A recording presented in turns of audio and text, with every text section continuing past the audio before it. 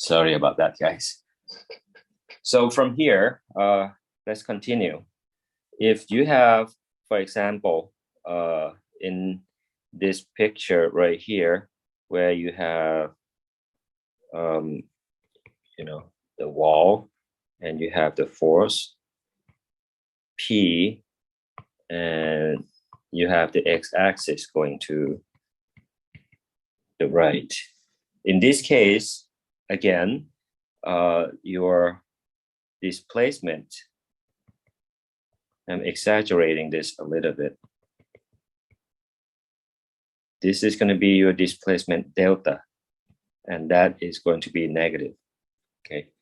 Even though the delta itself is going in the positive x direction, but we say delta is a negative because this is, a contraction. This is your expansion. Okay. So that's the basic idea.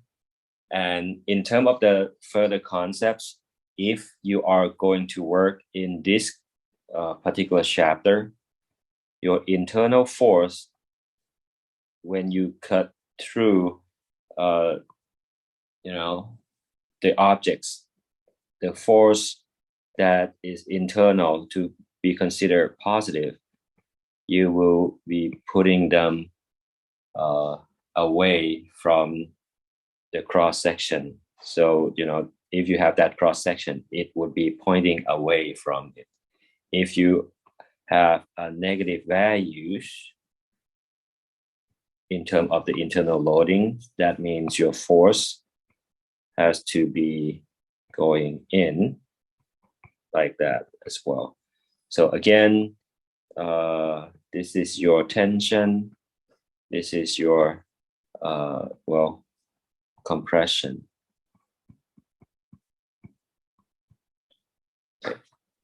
Pretty much the way that we use the concepts to further analyze our problem.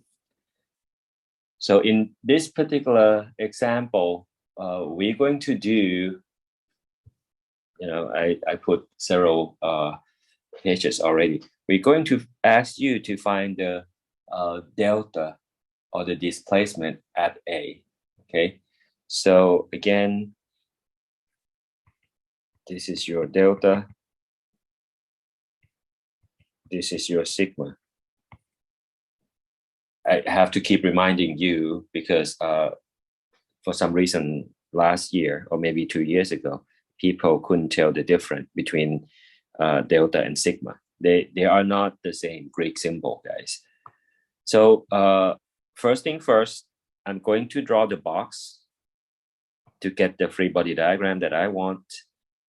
So this first box is going to be the box that gives me the free body diagram between A and B. Okay, so in here, I'm going to have 75 kilonewtons. And over here, I will have the internal force A and B. My other option is I can also draw this box right here, which is AB as well. And that means I will have to have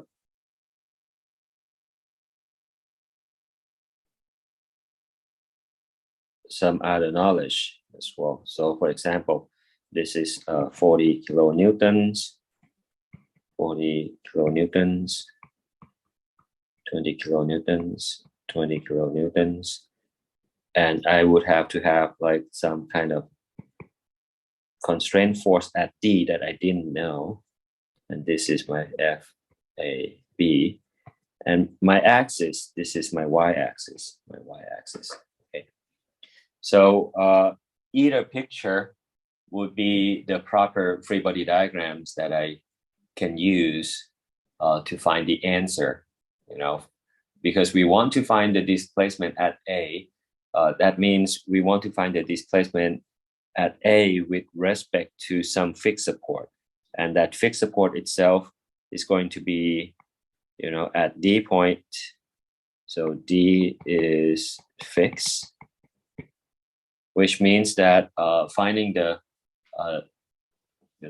the delta at A would be essentially finding the delta of A in reference to the D itself. So what we are doing in these free body diagrams, I'm just going to be using the one from the left.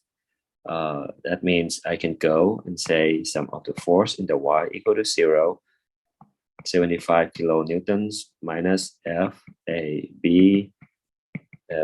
itself, 75 kilonewtons. Now I want to find delta A to B. That means over here, I would be putting that in the equations, for this particular section. And I would have 75, the length, usually the length, I would convert those length into millimeter, and elastic modulus is given to be 200. And then the AB, this would be, 100 pi, that's millimeter square. So with all of that, you can punch that in the calculator.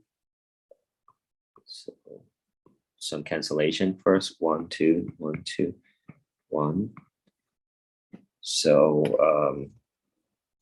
75 divided by 20 divided by pi.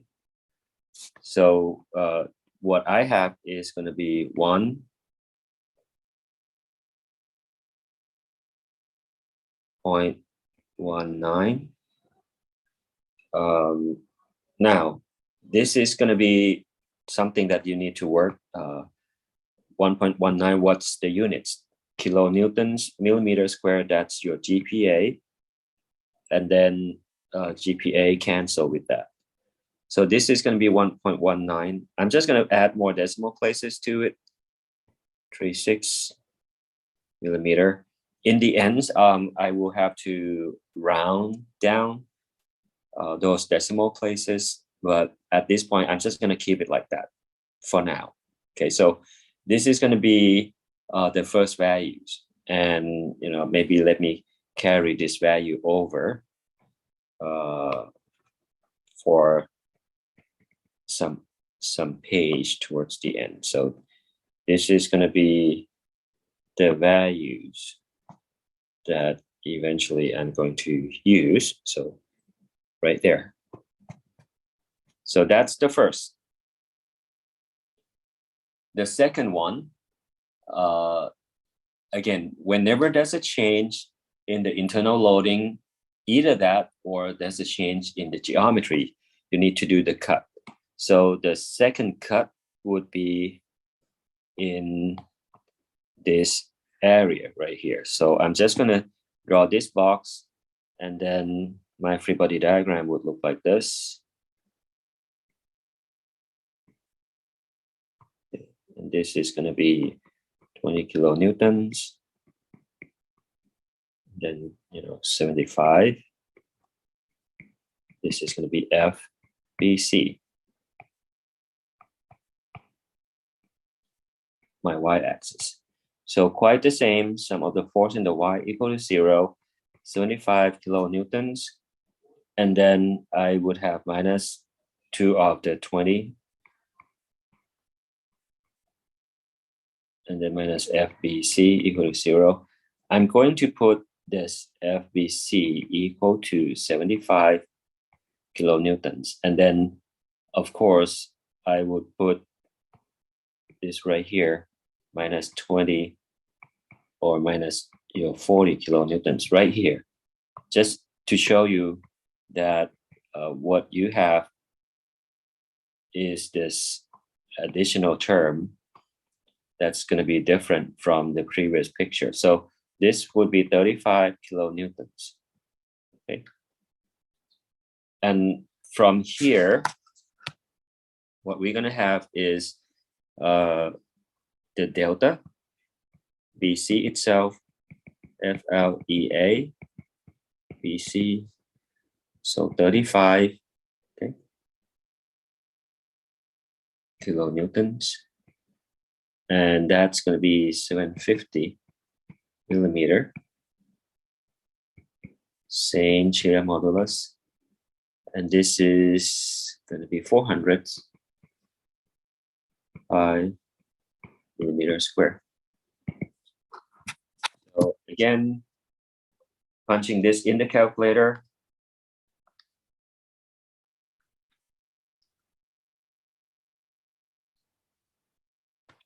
I'm going to get 0.014 millimeter. So that's your delta BC. Again, once this is done, I'm going to copy this over. We're going to use this information for, hold on, for this. So that's the second section. Now, when we start doing the section like this, you have to start identifying, because this is going to be your FBD of the BC, and if this y-axis, your BC is actually from 0.5 meter to all the way to 1.25 meter, and that's going to be your free body diagram. This is the valid range of the information that we have. So quite the same. If you're looking at this is your free body diagram of the section AB, and that's going to be the varied range of 1.25 meter between Y and all the way up to like 2.25 meter. This is going to be a varied range of external force, okay? And the displacement is actually the displacement from the entire length, because the entire length here, 1 meter, will give you this 1.1. Quite the same, this entire length right here will give you this displacement of 0.104. So that's the main concepts. The last one, of course, we're going to do the final cutting, and that final cutting right here would give me the free body diagram that look like this.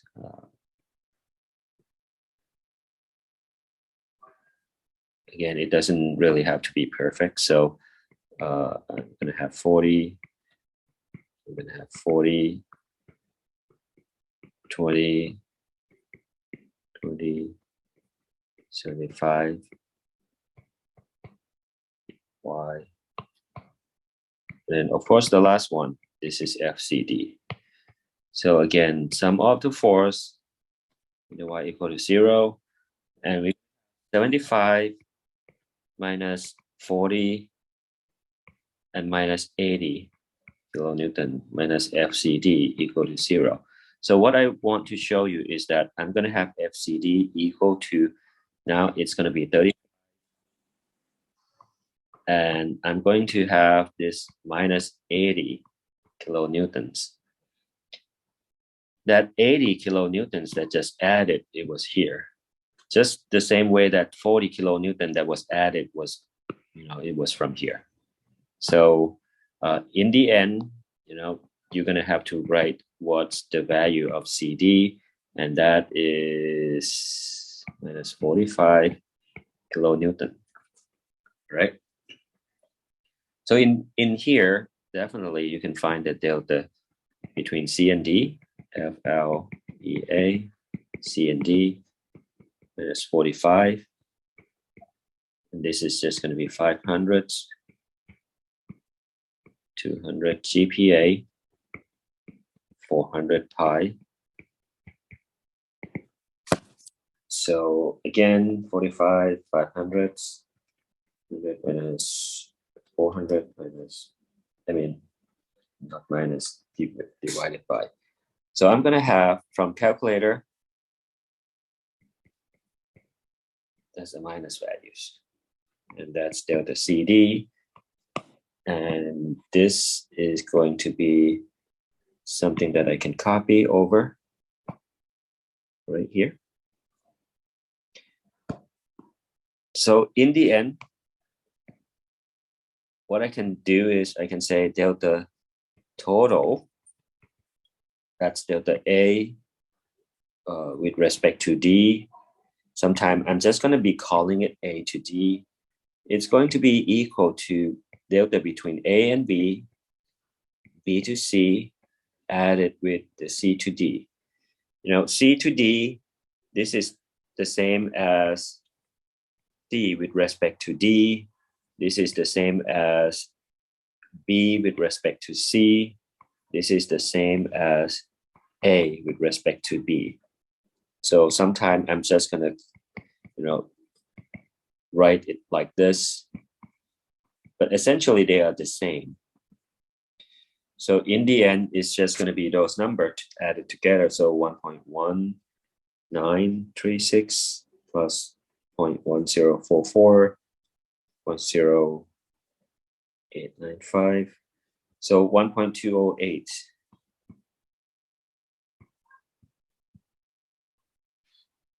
So roughly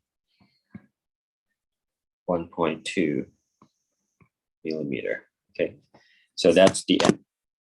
So what I want you to see here is that you did find the internal force. What you can do is you can plot this.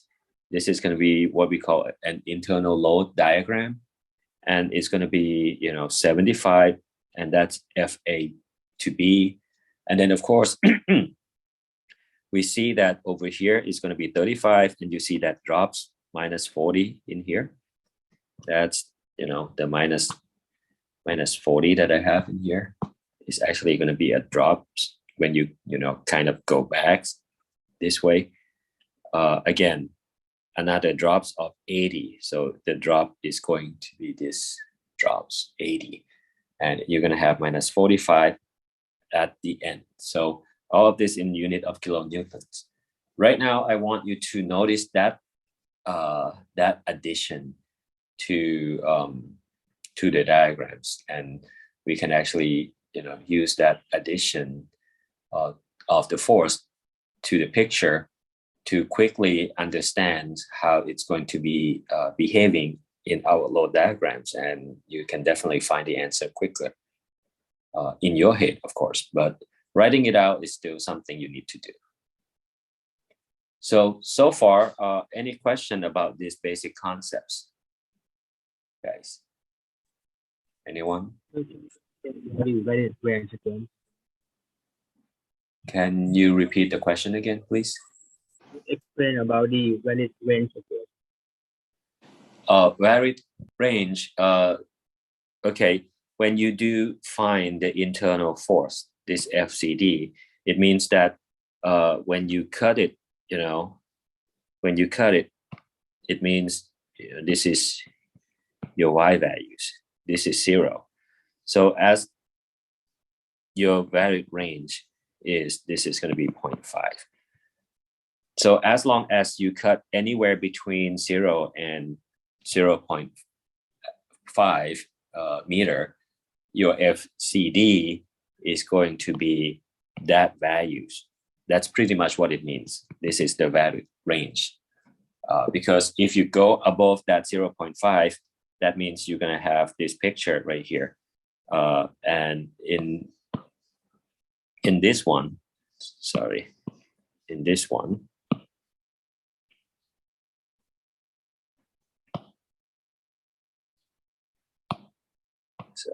what did I? So in this one, if you look at this is 0, okay, and then somewhere you have 0.5, and then somewhere over here, this is going to be 1.25. So it means that there's some force acting on these objects over here at 0.5. But when you do the cut between 0.5 and 1.25, this is going to be the free body diagram that you see. So that's what it means by the varied range. Does that make sense to you? Okay, thank you, Pak. Okay. So it means over here, if you go along the charts, this is going to be 0.5 over here. This is 1.25, 2.25, and this is in meter. That's what it is. Okay.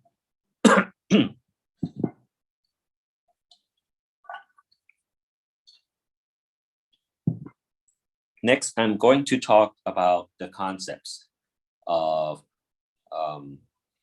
what we call superposition. Okay. Now, when you start working and things might be more difficult, in fact, toward the end of the semester, things might be really complicated. You might have a lot of forces. You might have a moment even in the picture. And what you should know is that a lot of the work that we do here, we're not doing it the first time. They already have some people who did this exact same problem before us. So it doesn't make sense to keep spending a lot of time doing the exact same thing that other people already did. So as an engineer, we have what we call a master table. And usually those master table will give us the solution for, maybe the displacement, in the future might be the beam deflections, and might be many other things. And the way that we need to know is that in order to use those tables, a lot of time you need to understand the basic concepts of superposition. And that's what we're going to do today. So the picture on the top, this is the original picture. I'm just going to call a different length, 1 meter, LAB, BC, and CD. Let's say that they're all the same. So what I'm going to do is I'm going to split. I'm just going to ignore this. I say that this picture right here is going to be equal to the picture number 1, which is, which is this one,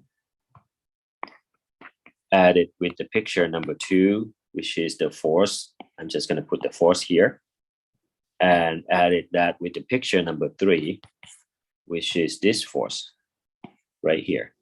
And by adding them together, you will have the same picture as the one on the top. So in this case, if you look at whatever you have on the left, this is going to be, FA1 is going to be minus 7 kilonewton, okay, going negative. And this one is going to be plus 4 kilonewtons. And this one is going to be plus 8 kilonewtons. So adding all of that together, you will get 5 kilonewtons, which is the exact same thing as what we have from the top.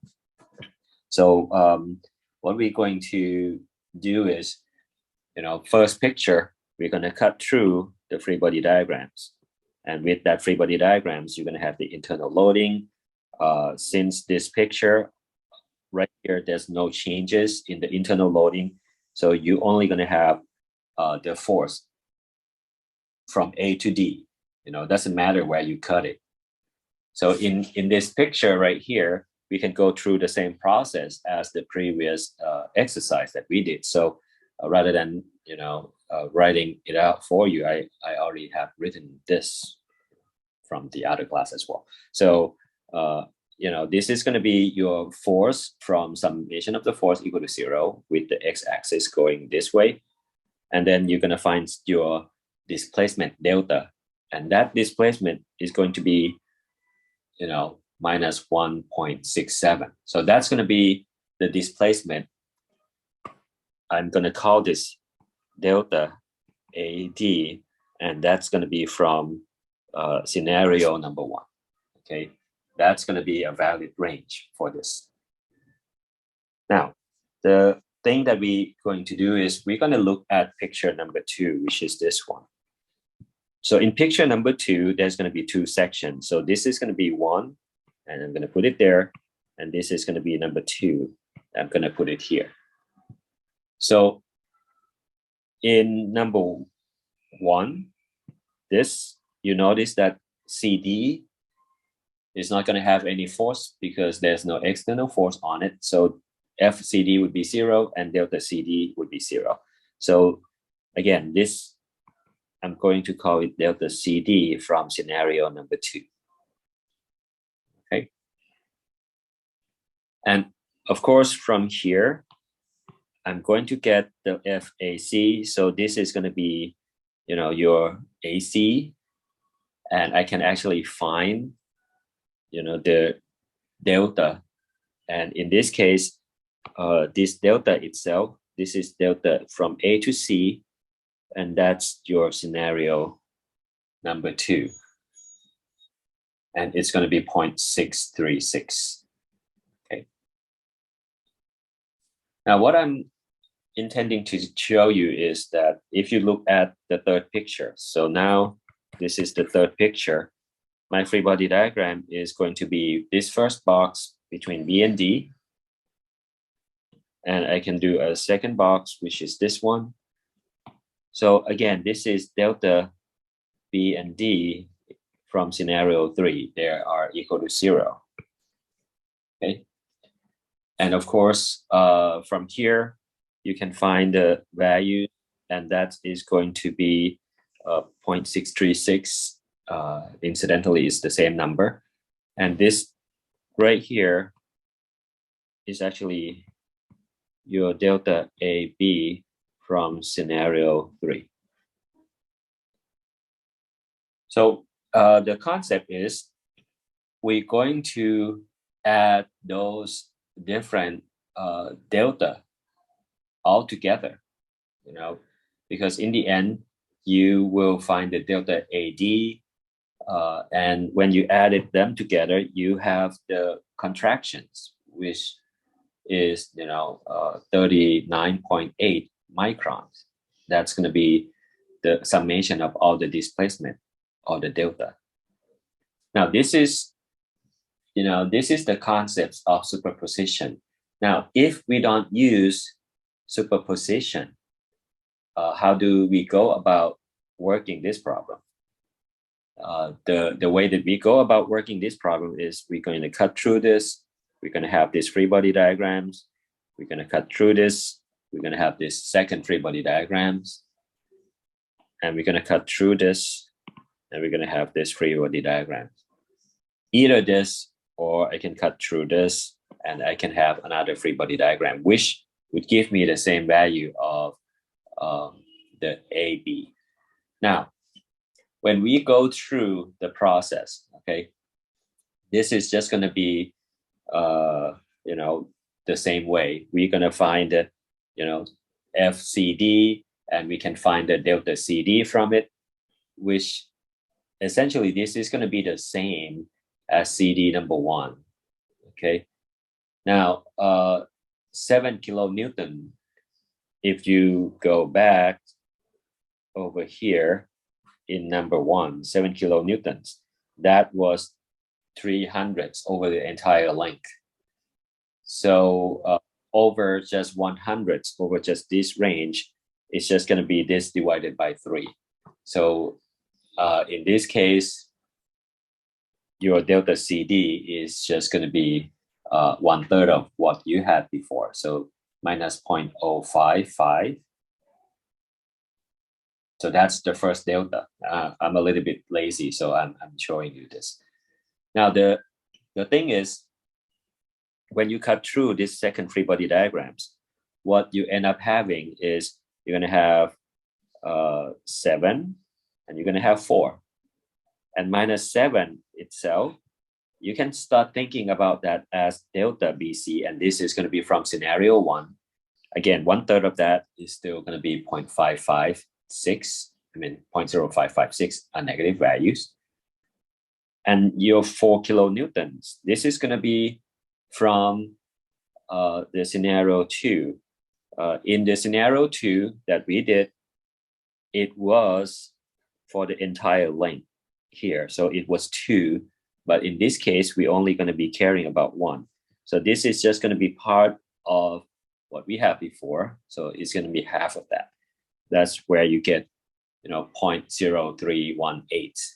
So that's going to be a plus. And then, of course, when you look at this last free body diagram, you're going to have the parts -7. This is just going to be the same from scenario 1. This is going to be from like scenario 2. And this is going to be the last from scenario 3. So adding them together, you're going to have, this is from scenario 1, scenario 2, and this is going to be from the third scenario. Now, what I want to show you is that by using this approach, by adding them all together, you're going to have delta A, D to be the same as superposition. Okay. You can try to work this.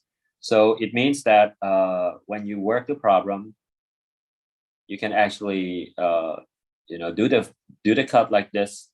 This is usually what I prefer. I normally do the cut like this rather than looking up the table. A lot of time looking up the table would means that you have to understand how they get that table, and interpreting the table sometimes you can do it wrong. Unfortunately, last semester we have this class, and I was teaching your upper class people, their third year.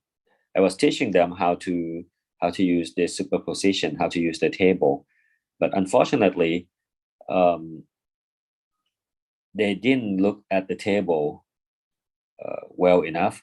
So out of 50 people, none of them were doing it right because they read the table wrong, and this is something that should not happen.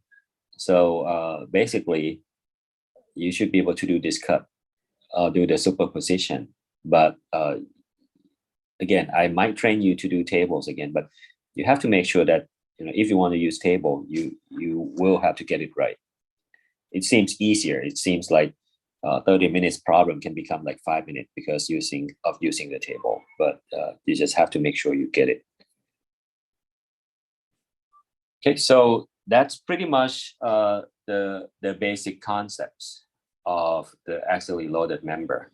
Now, the rest of this are just exercises problem. So we're gonna have free body diagrams drawn from this picture. Right now we have this member right here, AFB. This is going to be the member, and that member itself is going to be a rigid body. This particular example, we want to find the location of F. Okay, when you push this 90 kilonewtons onto this, we're actually going to call this a beam. Okay, a rigid beam. So when you push this onto a rigid beams, those bar AC and BD, they will be compressed. So eventually the compression could go like this, or it could go like this. We don't know really. We don't really know how it's going to go. But from this particular example, we can actually draw the free body diagrams and get this FA and FB by using the moment equation.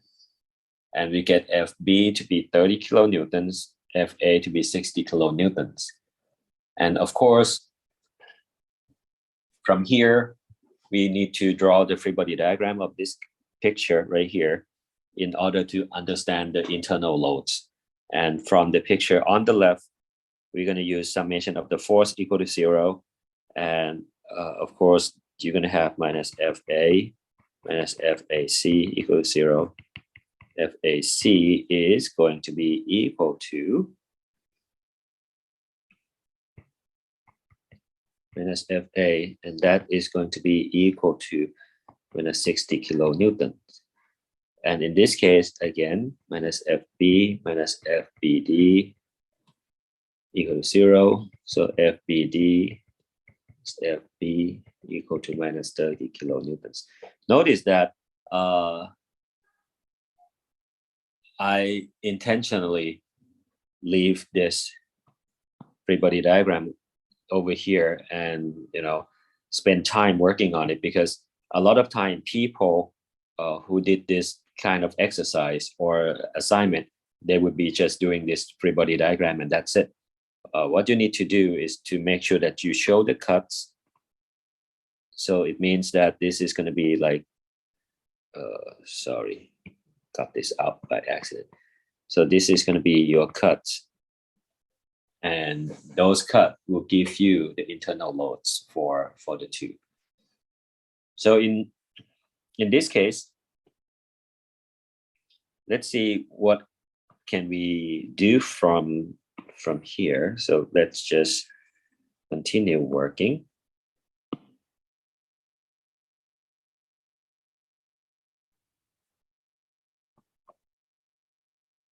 Okay, so over here, from our free body diagrams, and we get the the value of that. We just can say that the delta, in this case, your delta AC FL over EA, okay, and that's AC. So 60 kilonewtons, 300 millimeter. Elastic modulus, 200 GPa. Area, what was it? 400 pi. Actually 100 pi. That's a diameter. So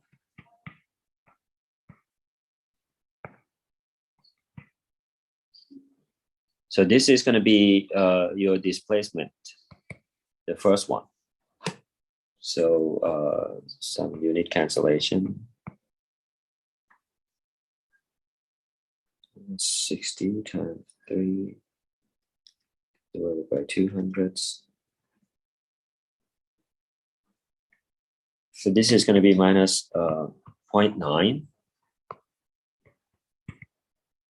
And that's going to be millimeter. Okay, so that's going to be the first values.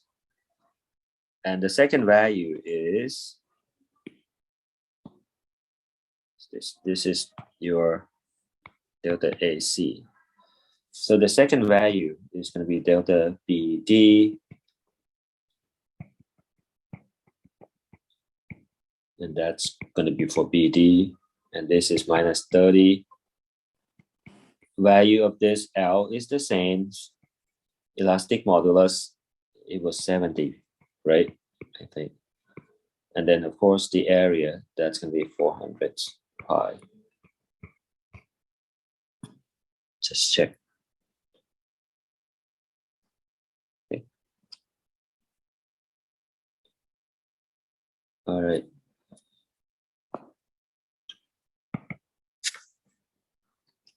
So I usually do some cancellation before plugging into the calculator to make it easier. So minus 90 divided by 70 divided by 4 divided by pi. This is going to be, again, minus 0.12 millimeter. Okay, so it seems that the left and the right, the left is actually going down a little bit more. So from here, I can kind of draw this straight line. And we're going to say that, hey,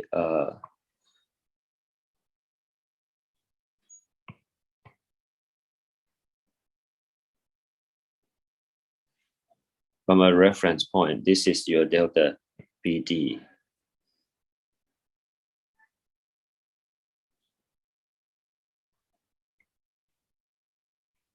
And this is your delta AC. And this is, again, 0.12. They both coming down. So this is millimeter. And of course, we can actually try to draw the original straight line. So the point F that we need to find is going to be somewhere here. So that is 200s and 400s, right?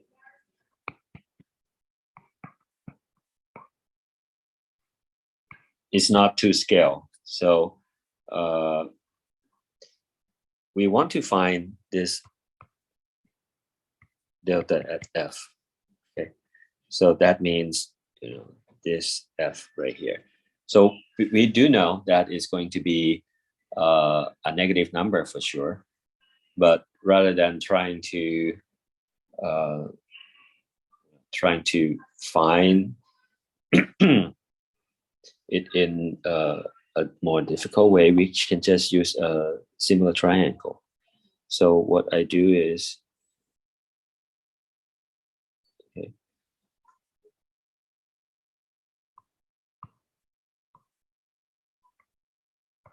so the green itself is just going to be 0.9 minus 0.102, and this is just going to be 600. So what I can do as a similar triangle is that 0.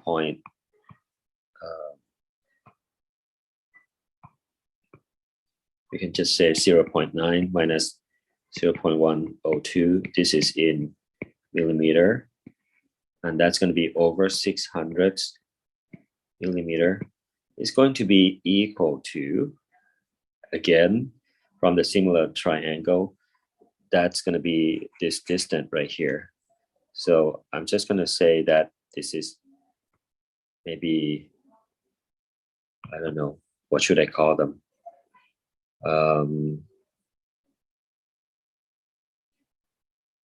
I'm just going to call them alpha. How about that? Okay. So it's going to be equal to alpha over the 400 millimeter. So in here, I would cancel units. I would cancel many of the 0. And then this is going to be my alpha. So alpha itself is 2/3 times 0.9 minus 0.102. This is going to be 0.532 millimeter according to this. So it means that in the end, my delta F is going to be minus 0.102 and then minus 532. This is in millimeter. So the delta F is going to be minus 0.634 millimeter in total. And that's going to be the answer. So pretty much when we work the problems, again, this is not what we call, this is not an SI problem yet. This is still a regular statically determinate problem. So you can definitely find the forces, the internal force for each one of them, and find the delta or the displacement for each location. And by having this member being a rigid member, again, this is going to be a very small deformation according to the ratio. This is like one millimeter out of like the whole 600 millimeters. So we can actually use the relationship like this just fine.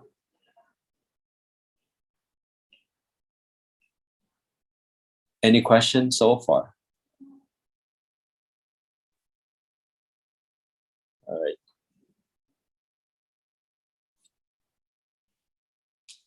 This again, this is the problem from the text. When you have worked this chapter, one of the things that we normally don't say is that we usually assumes that the weight of the member are pretty small. They are pretty small in relation to whatever force that we have. So rather than having a distributed loading from the weights, coming down in each member, we're just going to ignore them because the weight itself is usually small in comparisons to the applied loads. And in this case, 30 kilonewton, quite a lot of loading. But this particular example, we're just going to say that, hey, there's no external loading. It's just that the material itself has the weights. So this weight from the material should actually make these objects expand even very slightly. So, the weight itself will be pulling it down. So the question is, what is this delta? How far does it go down by its own weight? And in order to do that, very quickly, you cut the free body diagrams, and you know that that's going to be a force, which is going to be a function of the weights over here of the object that you cut. Now, from the relationships, we know that if this is x, this is y. At x0, you have y equal to 0. At x equal to r0, y equal to L. So it means that you kind of get the relationship between x and y from this, which means that you can get the volume of the cone from this as well. So the volume itself is going to be, the volume itself is going to be 1/3 times pi r square, and then times the height. So, usually the volume is going to be 1/3 pi r square height. So this is the area, and then the height. That's the volume of the cones. In this case, the r would be the x. Okay, the r would be the x. So putting the x value in here as a function of y, that means you're putting this x over, and you're going to get the volume as a function of y. And then, of course, once you get the volumes, you can get the weights, which means that your P, is going to be one thing that they didn't really show in here is that sum of the force in this y equal to 0, Py minus Wy equal to 0. And, something that they didn't show, that W itself is just going to be these values. Okay, so in this particular example, we are going to do the same thing as the very beginning, which is the integral. And the integral would be the loads times, the small distance that you start moving. And then you're going to have A as a function of y, load as a function of y. Elastic modulus is a constant. So in the end, with this integral, you would be able to get the displacement, which is the functional form, which is the integral of the y itself, because eventually, this and this cancel, you're going to get the y. So this is one of the things to set up to find, what we need to find for the displacement. And this is for the functional form, which is a distributed loading by the weight. So as you think about this, if you look at the whole thing at the very tips, the weight is going to be very small. So this is going to be a very small. As you go more towards the tops, the weights that apply to that piece is actually going to be larger and larger. So this is a distributed loading. And again, the distributed loading is a function of y to the third. This is a functional form for the loads. For me, I would say that the distributed loading for the axially loaded probably not going to be added to your exercise. but we will be doing the distributed loading on the beam, and especially once we've learned all the tools that we need, definitely we will be adding those distributed load back. And it's going to be to, combine everything together, like a combined loading problems. So again, this is just a simple example that, again, I'm going through this with you, but I want you to read this by yourself. So I'm just going to skip through this very quickly. Any question on this one before we move on, or any question on the example before this, guys? Okay, all right. Now this is going to be very interesting because in this particular example, you're going to have x-axis going to the right, okay? And then my question is, the delta C equal to what? Delta C equal to what? It means that at this point, you have to start looking and trying to find out which one is fixed. At this point, if you look at the absolutes, so this is your fixed wall, that means your A is fixed. So if you want to find the displacement at C, that means C with respect to A. It should be like that. And then, of course, if you go through, it should be C with respect to B first. This is C, by the way. And then you should add B with respect to A. So that's kind of the functional form that you should have. But the thing is, when you look at the fixed wall, you might find something interesting. But let's take a free body diagram for each one of that. So, this is from B to C first. B to C, you're going to have the free body diagram.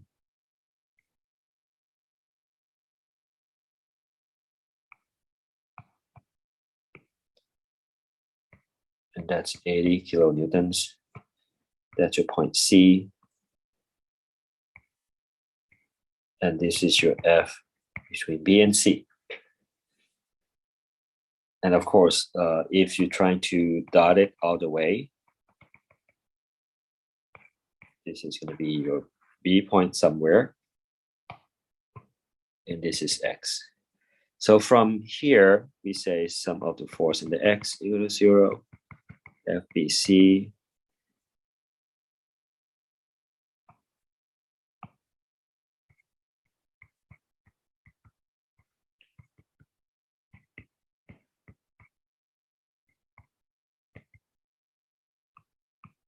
So from here, we can get the delta BC. And the delta BC is quite straightforward. So FL over EA, this is BC, and that's 80 kilonewtons. Length L for the BC itself is going to be 600 millimeter. And then elastic modulus for the BC is 200 GPa. And then the area is going to be 5. So that's 25. That's 25 pi meter square. Okay. So delta BC itself definitely is going to be positive. So 80, again, to reduce, so this is times 3 divided by 25 divided by pi. This is going to be 3.05 6 millimeter. So again, this is being positive. This is going to be going in the positive X, because essentially this is, we make an assumption that this B is fixed, and then C is going to be moving this way to the right. So in this case, let me kind of put this in here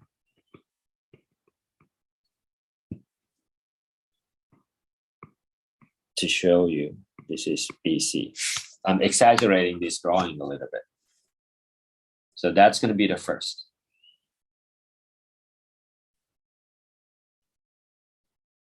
The second one is that we're going to do this plate. Okay, we're going to do these plates. And then, of course, if you look at this plate itself is going to have this bolt that's pulling. Okay, and that bolt itself, it would be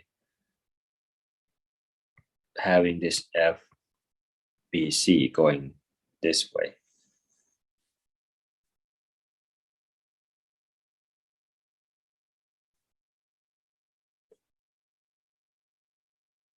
All right.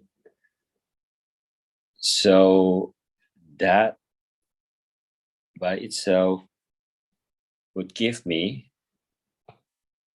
this shell, and that's your F between A and B.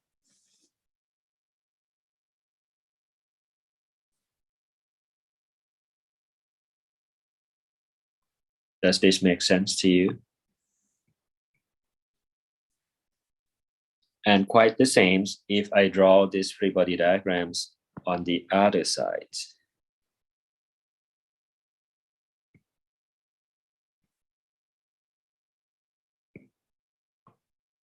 This is also F A B.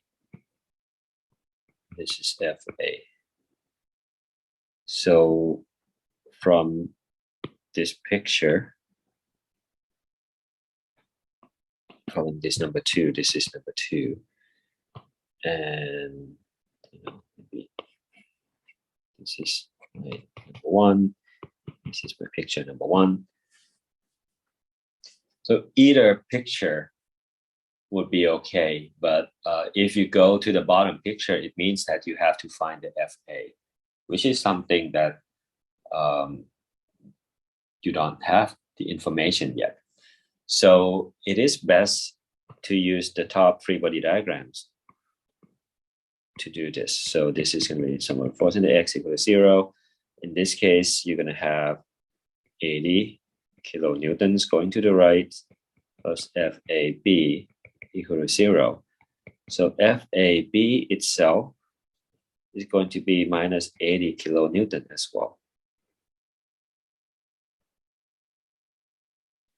So what does it mean by having this 80 kilonewtons? That means FAB is going to be FL over EA, AB. So I'm just kind of running out of space. I'm just going to draw it smaller. Over here, that's going to be just 400s.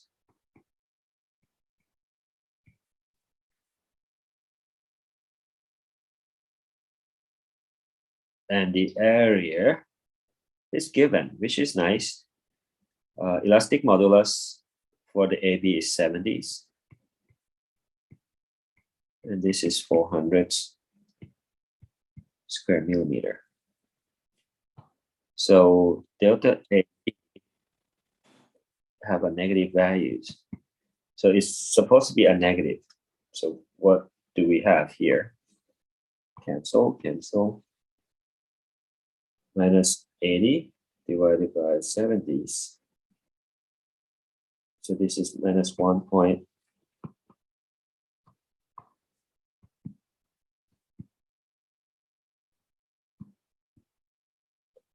Okay, minus 1.143 millimeter. What does that mean? You know, it means that you have a contraction. That means if B is fixed, let me show you that in this picture. If B is fixed and A can move, that means eventually this is going to be what we have when you have that delta. But the fact is A is fixed. B is the one that's supposed to be moving. So this right here, I'm just going to draw it in a different color. So eventually, you're going to have the contraction. So point B going to B primes, and this delta AB equal to a negative values is supposed to be compressing. So having a compression, in this case, it does go in the positive X.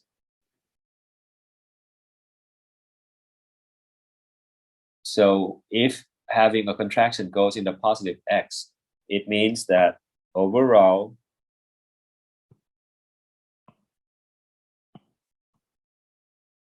when you want to find this, your delta C to B, it should be minus the delta B to A, because you're kind of having, a reverse. You're kind of having what we call a reverse. So this is just 3.056 and minus of the minus 1.143. And that is going to be in term of square meter. I mean, millimeter, not square meter. So your final answer is delta C is going to be minus 1 plus 3.056. You're going to have this term be equal to 4.199 millimeter. And roughly that's 4.2 millimeter. And that's your answer over here. Again, being, having this B to B primes, they shrink. You have a negative value of the displacement. But according to the reference, according to the fixed wall, it's going to the positive X.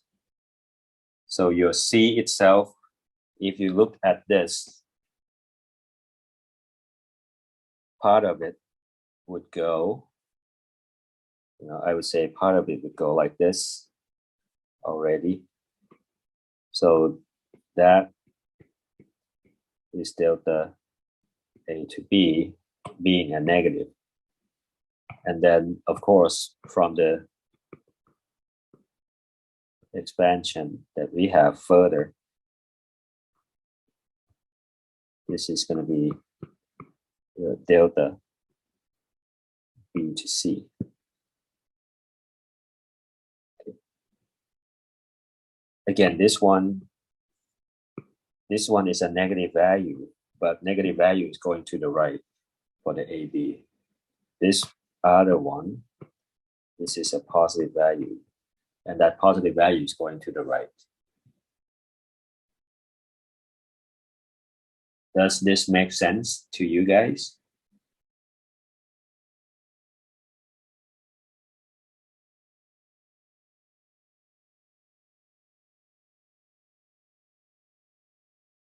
Okay.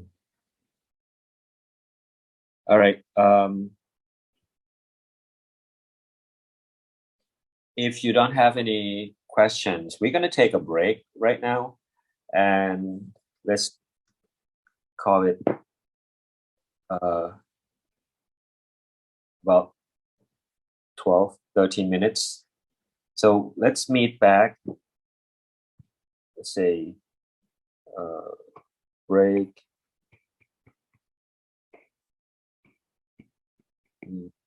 back at, say, what time should we be back?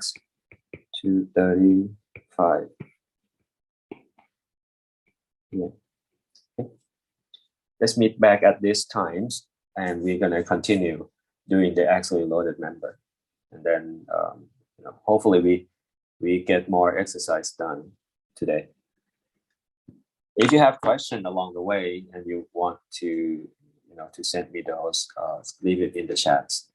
But I'll be back at 2:35. Right.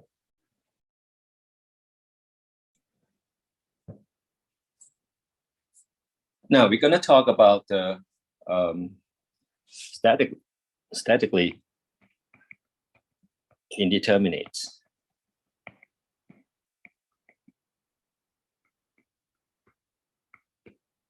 A sample case would be this. You have a fixed wall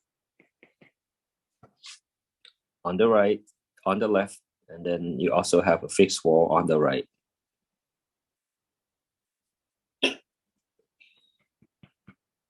So what happened here is that when you apply the force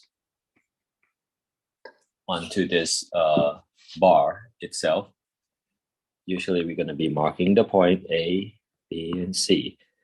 Ended up that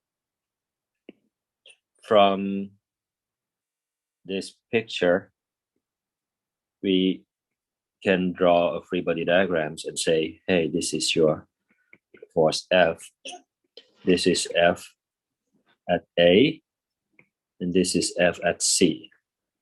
Now, with the equations that we have, summation of the force and the x equal to 0, we not going to be able to find the value of the internal loading because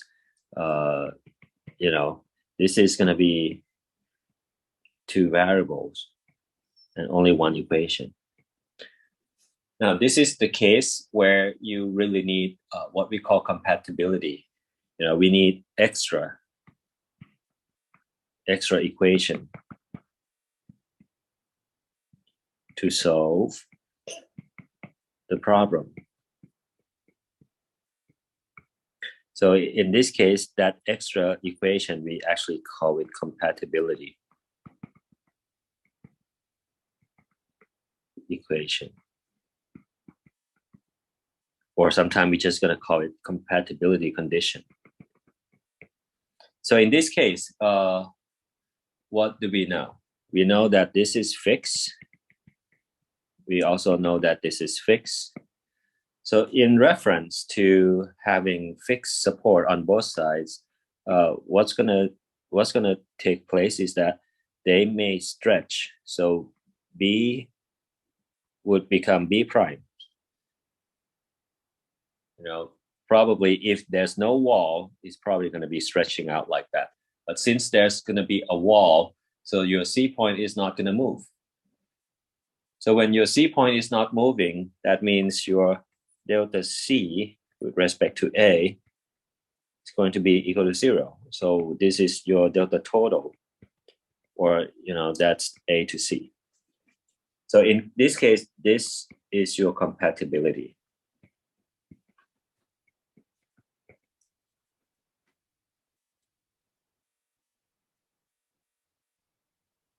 Okay, so in here, that means you're going to have from A to B, added that with B to C. Now, in order to continue this problem, we're going to say that, hey, let's carry this over and see what kind of cutting that we need to do in order to get your internal loading. Usually the techniques or the way to do this problem is that we're going to have FA that is unknown. We're going to treat that FA as a constant values. Just just imagine that, hey, what if we know FA? We're going to continue doing that. So this is going to be A to B. And we're going to say sum of the force in the X equal to 0.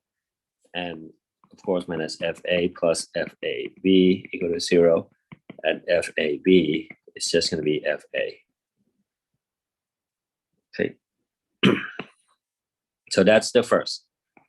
The second, again, you're going to have this FA, this F, and this is going to be F between B and C. By the same, minus FA plus F plus FBC equal to 0. So FBC itself is just going to be FA. And then over here, this is where I asked you to pay attention to before. This is just going to be minus F. Okay. The same addition to, whatever you have. This is your F. This is FA. This is FA. But you have additional term in purple over here. So from what we have,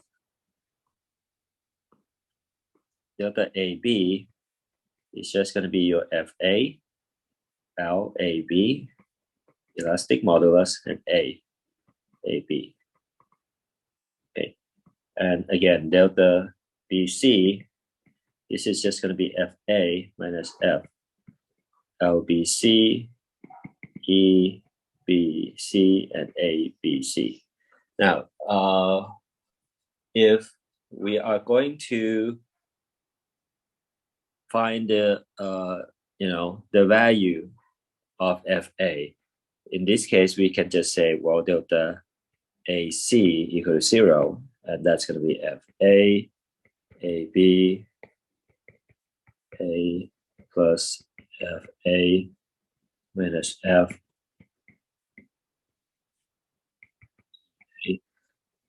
If we say EA is a constant, for example, and if we say that maybe, I'm just going to say that this is L, this is 2L. So in this case, this is going to be L, this is going to be 2L.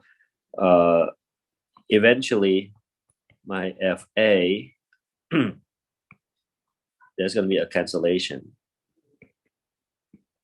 My FA plus 2 of the FA minus F is going to be equal to 0. Just like that. Okay. Just like that. And then, of course, we can say, 3FA is going to be equal to 2F. So FA is going to be 2/3 of the F. Now, this is something that once we find this info,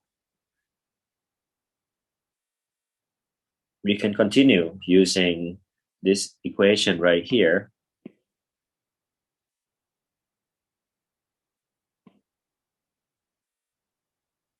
This equation right here, and we know that FA equal to 2/3 of the F. So your FC is going to be 1/3, right? Minus 1/3 of the F.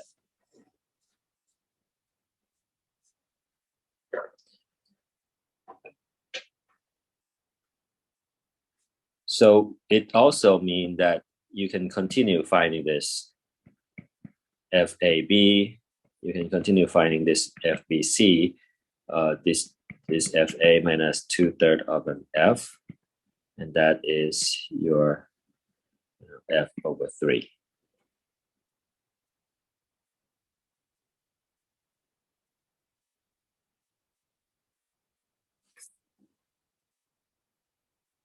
Now, wait, sorry, minus F.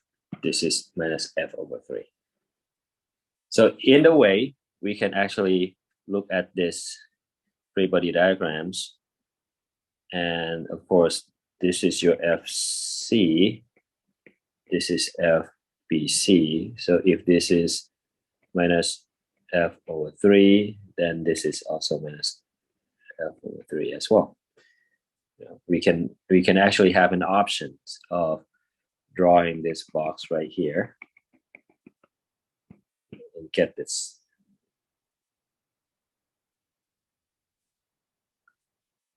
Any question about how we proceed with using the compatibilities to find the extra unknowns that we couldn't find from static class? Okay. So in this case, compatibility condition,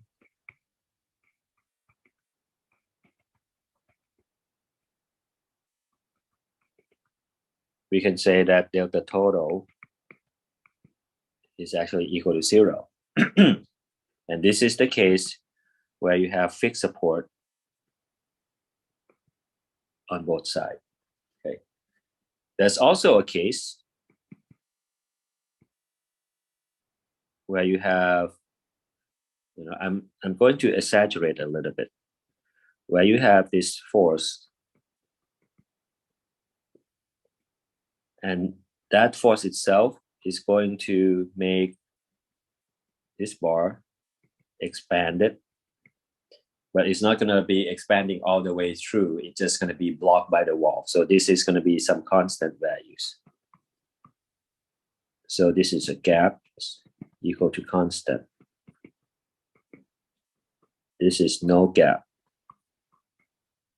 or gap equal to 0. Okay. So in this case, your delta total can be equal to a constant values. That constant or the gap size. Constant can be 0 as well. So essentially, this is a subset. This is a subset of the constant, but I separate them into different cases anyway. So you guys know that fixed support on both sides, there's a gap between, the wall and the bar itself.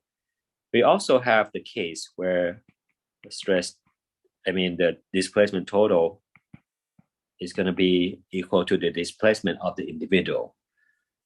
This is going to be the case where you may have cable, or you may have members that has been laminated together. So you may have many different pieces, of the material in there, those different color. There are different members. And of course, if you have this force, we can say that, we have delta 1 must be equal to delta number 2, must be equal to delta number 3, must be equal to your delta number 4. All those color, they will have to move together. They will, you will have to make an assumption like no slipping.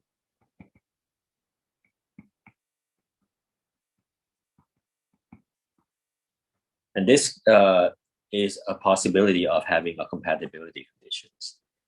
And we also have a condition where you may have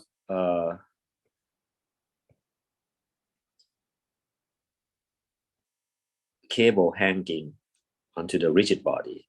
And in fact, only 2 of them would be good enough. But then you have the third one, or even the fourth one. Sometimes you feel like, hey, we want to make sure that the structure stay in place. So we're just gonna hang the structure with many of the cables rather than having just 2. Again, when you have many of the cable hanging, the structure, it helps distribute the loads among different cables. So you don't have to get that strong of the cable itself, but it's going to be very difficult to find the answer for those.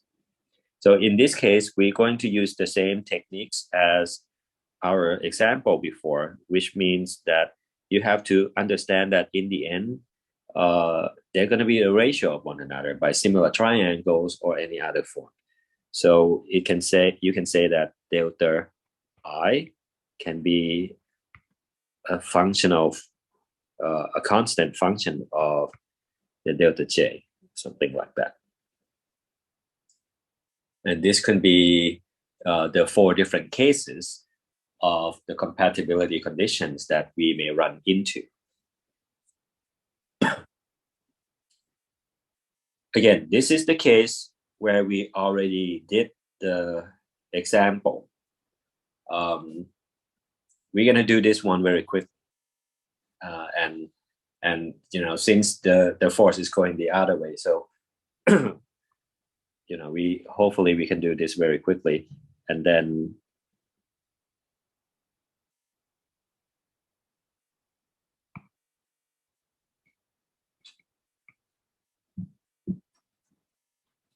of course,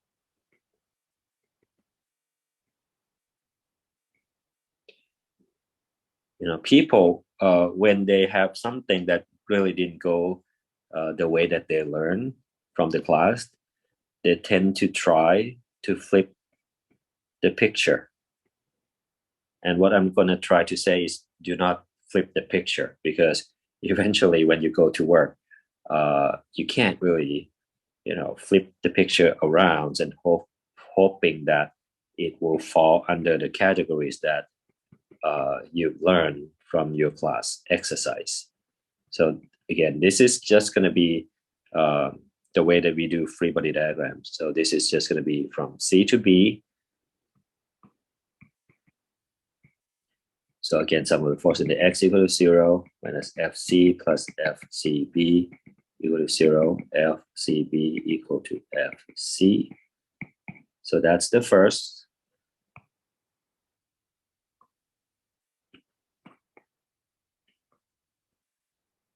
Second free body diagram. Again, this is going to be done very quickly because it's essentially the same as what we did before. So again, this is x, sum of the force in the x equal to 0, is Fc minus P plus Fab equal to 0. So Fab plus P. Notice, again, I'm just going to keep putting this in pink color because essentially I will be introducing a functional form that will help you understand this graphically. You know, and you should be able to do things faster. So in this case, right here, we know that delta total must be equal to 0. So delta, you know, this is going to be from left to right, C to B plus B to A. Again, B to A, probably better to draw it like B to A, B to A. Okay. So that they agree with one another. So if EA equal to constant, it means that over here, that means C to B, that's FC. This is 2/3 of the L. EA constant is FC plus P. This is 1/3 L. EA, 0. So again, cancel, L cancel, 3. So this is going to be 3 of the Fc plus P equal to 0. So Fc equal to P over 3. Okay. And then of course, you can find, the FA from this. So Fx equal to 0 minus Fc minus P plus Fa. It means that over here, Fa is going to be 4.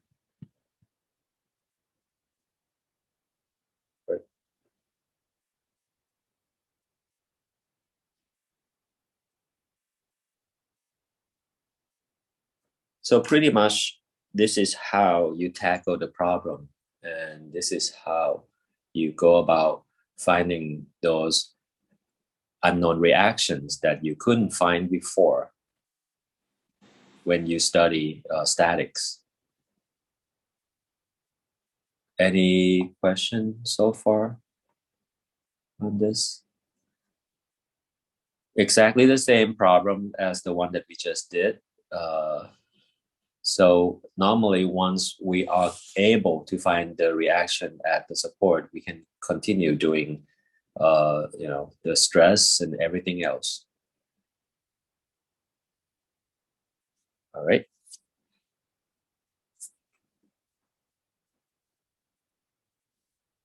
Now, let's say that we have the gap size of 1 millimeter. Okay. So usually in this particular example, we are going to look at, imagine there's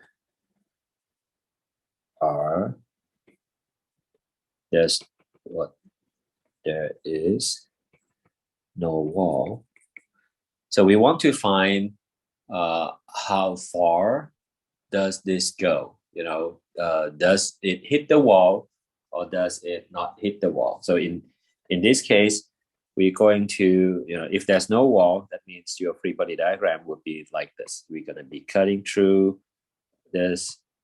That means, from this side, you're going to have C to B, and, sum of the force of the X equal to 0, FC to B, so FC to B equal to 0.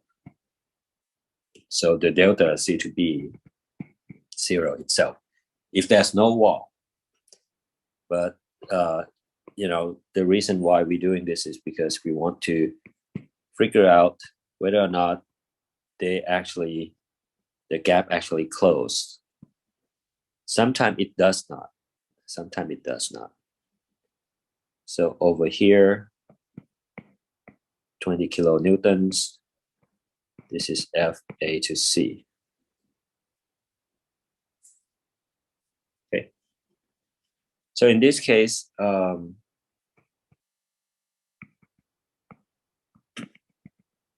we can just say FAC plus 20 kilonewtons, 0. FAC equal to 20 kilonewtons. Delta AC, FL with EA, A to C, so 20 kilonewtons and 400 millimeter. Constant elastic modulus throughout area.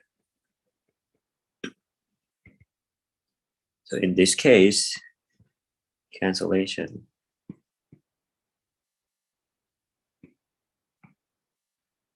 So ended up you have 0.4 millimeter.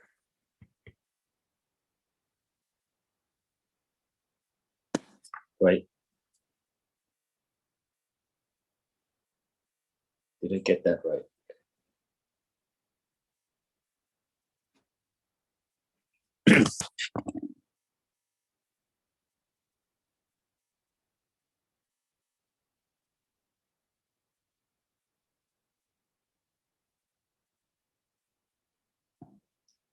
Okay.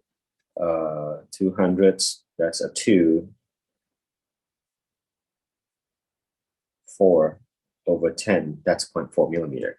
So in this case, what we have is that gap does not close.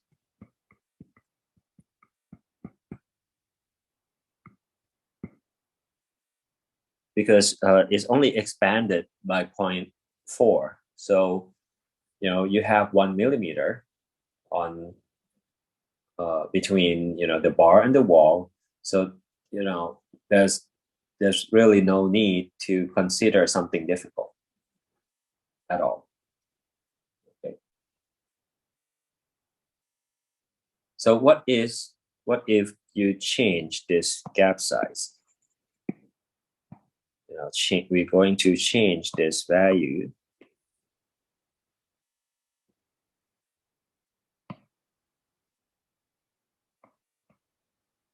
to constant. And we're going to say that's a constant K. Okay. So it means that from here, if K is greater than 0.4 millimeter, it means gap does not close. So your reaction at the support, is going to be just 20 kilonewtons. So the reaction at the support, this is just going to be FA, 20 kilonewtons. So this FA is just going to be 20 kilonewtons.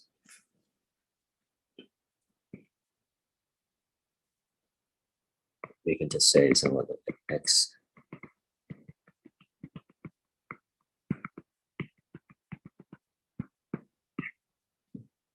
So it's just going to be that. If it's exactly equal to 0.4, it's still, it still doesn't cause any change, because if it's at 0.4, that means it's expand and just touch. Now, let's say if K equal to 0. So it means like you have fixed support on both sides. That's going to be under category 1. And I'm just going to say that category 1 is this. Category 1, this is category 2. Category 3, this is your category 4. So if if we look at the gaps and we say gap size is 0, a constant K is 0, then what's going to happen? That means you're going to have to work with the same problem as before. And this is 20 kilonewtons. And I'm just going to say this is FC. Okay, sorry. This is going to be your FB. Right? So, doing this a few times, you would see the similarity. So this is going to be FAC. Again, this is just going to be FA, 20 kilonewtons. This is FCB. So force into X equal to 0. FA plus FAC. FAC equal to FA. Quite the same over here.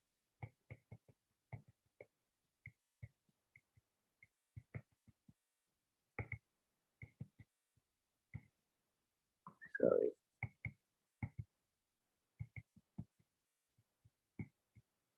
Notice that again, this is minus. The thing is, what I'm trying to show you is that if it's pointing away to the right, it's going to be a minus. If it's going to the left, it's going to be a plus. We have the previous problem where it's going to the left. And this one is going to the right, so it's a minus value over there. So under this category,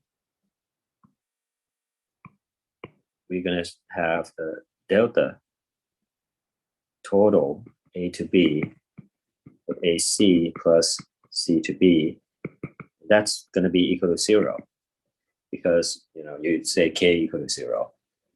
in this case, EA is a constant values, then we're gonna be able to say, this is FA from that's gonna be 400 millimeter. This is FA minus 20. This is 800 millimeter. And that's over EA. And some cancellation. That's a 2.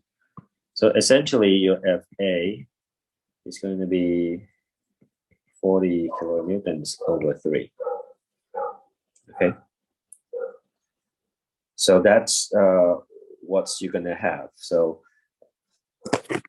that is what? About 13.33 kilonewtons over here. Now, if we are going to try, this is like usually this is like one of the exercise. If we're going to try to plot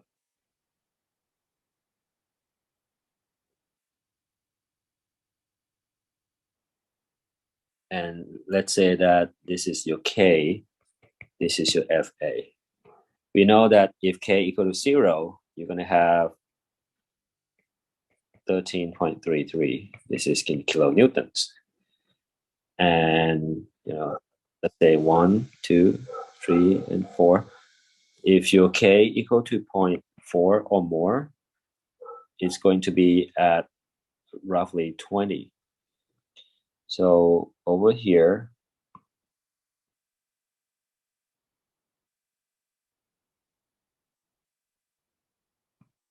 so this is where you have your 20. Again, this is 20 kilonewtons. So this is, at least we know that the FA, if K is more than 0.4 units, is going to be in millimeter, then your FA, the gap will not close. FA would be a constant value of 20. If the gap equal to 0, this is going to be 0 gaps, then you're going to have 13.33. Now, let's say that according to this picture right here, what if we have K that is going to be in between? So because of this, we want to find, K in between 0 and 0.4 millimeter. Then what should you have? Essentially, it will look like this because we know that it's going to expand. So the free body diagram would look very much like this. And what we're going to do is we're going to copy, the work process here.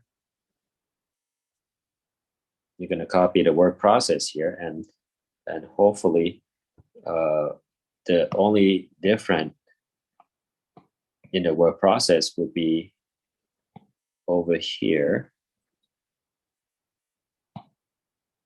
Now, this is going to be equal to a K values. We don't know what that is, okay? We don't know what that is, but it's going to be a K values. And the fact is, we will have to go through and say, this is going to be FA, again, 400 millimeter. Sorry, let me use a thinner line. So this is going to be FA, 400 millimeter. And again, I'm just going to put this right here. This is FA minus 20 kilonewtons, 800 millimeter.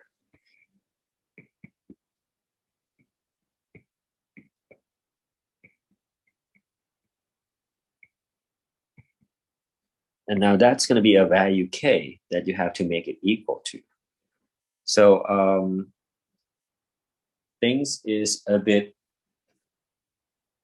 more difficult because essentially you will have to, do some cancellation by yourself. So again, this units GPa times square millimeter, and that's going to be your kilonewtons. Okay, that's going to be your kilonewtons, which means that right now I have kilonewtons over here. To make things easier, I will cancel that, hundreds and the 20. So it means that over here, I can put 200 kilonewtons to the right times the K. Sorry, let me make a thinner line. So this is going to be 200 kilonewtons times the K. And I can, divide this over by that 4, or I don't have to, actually. Yeah, I can. So I can divide that over by the 4. Okay. So it means that this is going to be FA. I have unit millimeter to the right.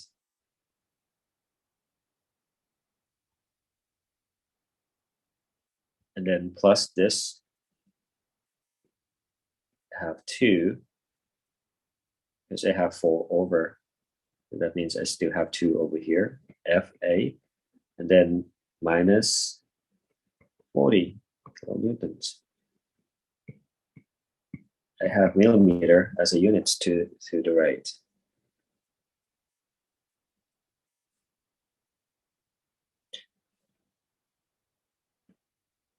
So usually it means that my FA, it's going to be, according to this, 200, this is kilonewtons, this is K over 4, and I'm going to plus 40 kilonewtons millimeter.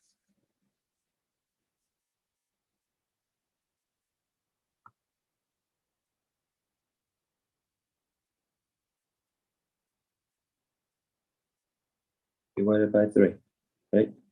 Wait, divided by 3, supposed to be this one.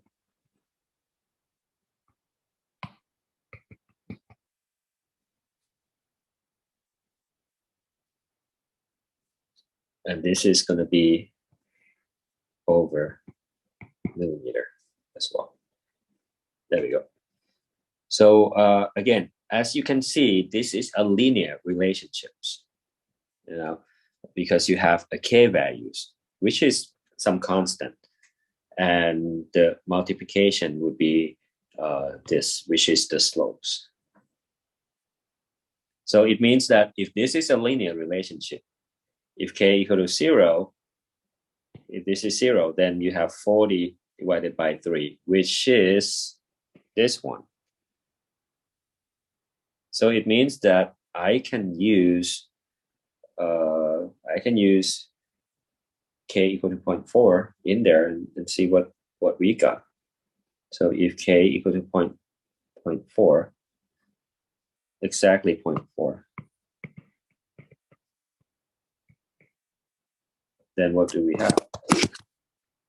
So we're going to have 0.4 times 200 divided by 4 plus 40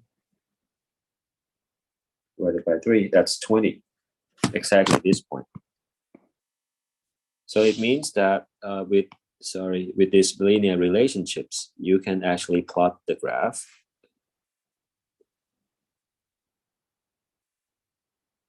And this is a function of forms of your axial loads as you change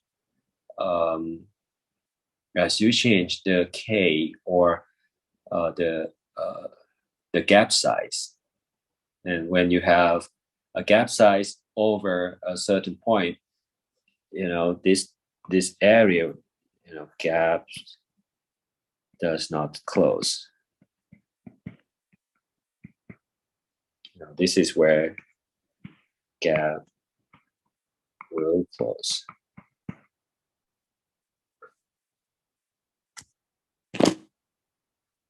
Does this make sense to you guys?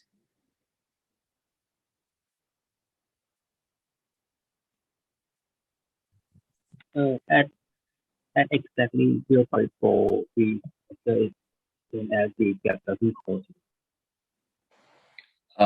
Your sound was breaking up. Sorry, can you repeat the question again?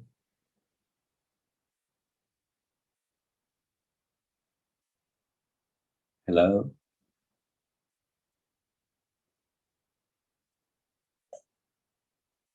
You know, what we do is we, at point four, if you do the substitution, you put it in there, your FA is actually equal to 20.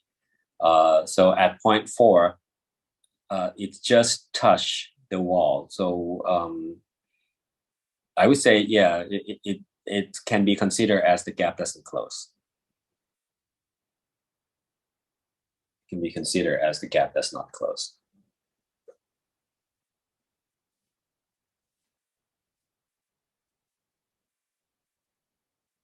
Any other questions from you guys?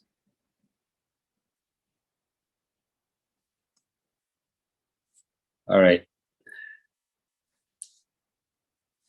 If not, let's try this.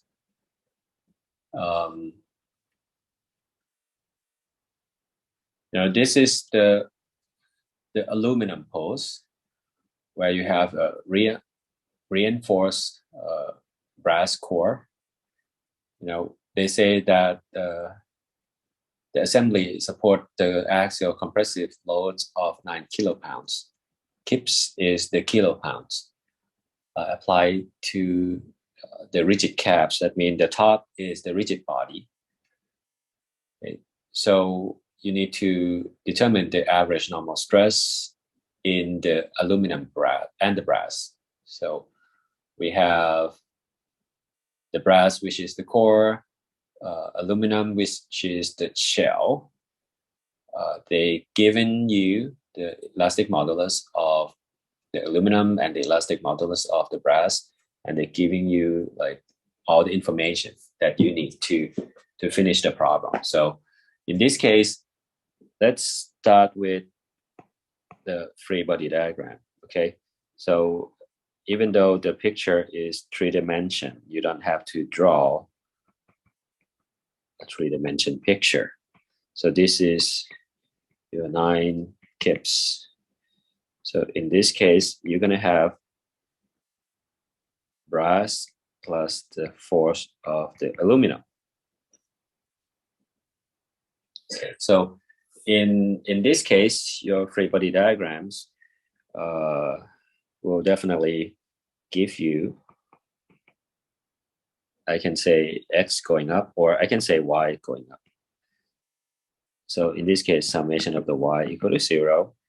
So minus 9 kips minus FBR minus F aluminum equal to 0. This is something that you know, you don't really have any other info to work with. So you know, this is just another SI problem. Now, one of the things that this does not really say, well, it does say that the top is a rigid caps. So when the top is a rigid and the floor is a fixed support, that means eventually this has to move together. So it means that your compatibility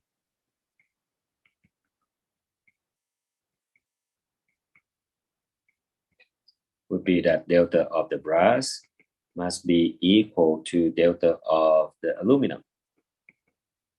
Okay, that's your compatibility condition. So in this case, what we do know is that the F brass, the internal, times the length and elastic modulus of the brass, which is your, let me just put all of this in full scale. This is all of the brass, FL over EA, all of the aluminum. So in this case, F of the brass length would cancel because it's the same length. F, and then the brass itself, this is 15 times 10 to the third KSI. The area, we will take care of the area of the brass, which is internal. That's the radius 1.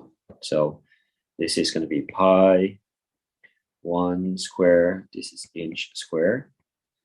And this is going to be F of the aluminum. Again, this is 10 to the third KSI. And this is pi 2 squared, that's 4 minus 1. So that's 4 minus 1 inch square. Okay. So essentially, this is cancellation, pi cancel.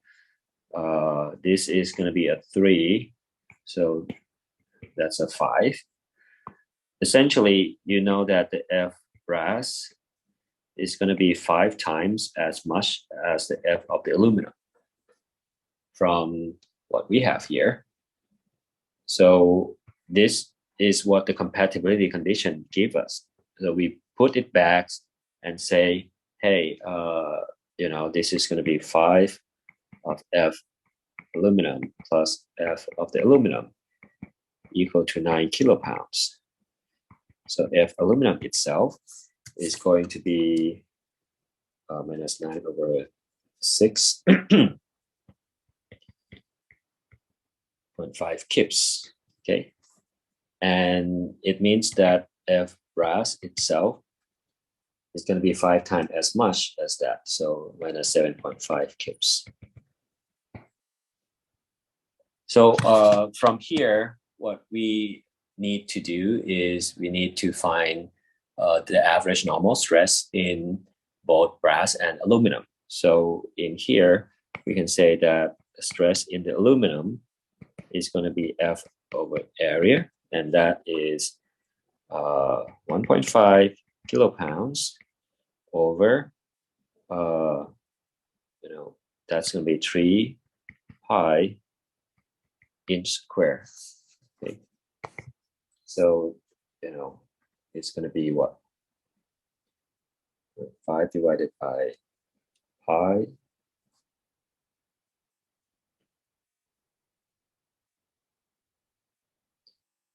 This is going to be 159.15 psi.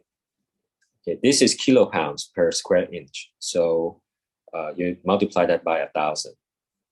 So that's going to be the stress of the aluminum. And then, of course, stress of the brass is just going to be, 7.5 kips. Oh, it's a minus value, by the way, over, and that's going to be pi inch square. So in the ends, you're going to have 7.5 divided by pi.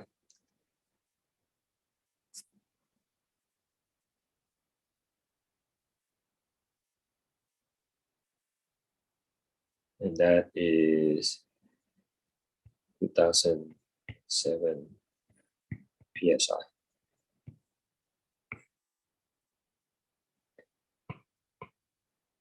So this is your answer. This is the answer.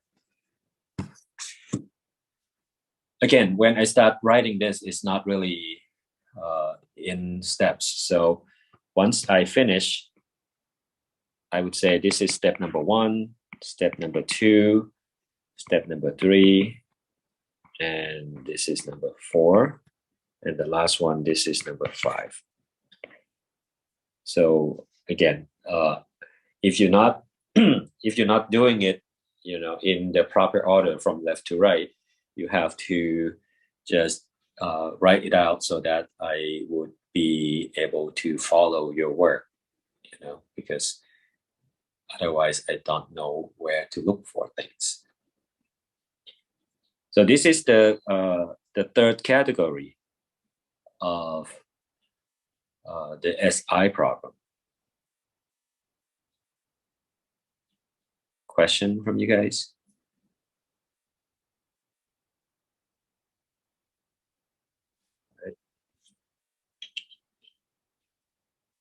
Okay, this is the last categories where you have the delta or the displacement be a function of one another. So let's take a look at what should be drawn in the free body diagrams. So in this case,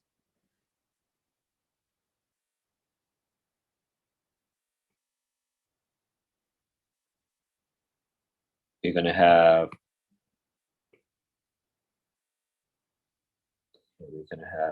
this FAB. We're going to have this force P.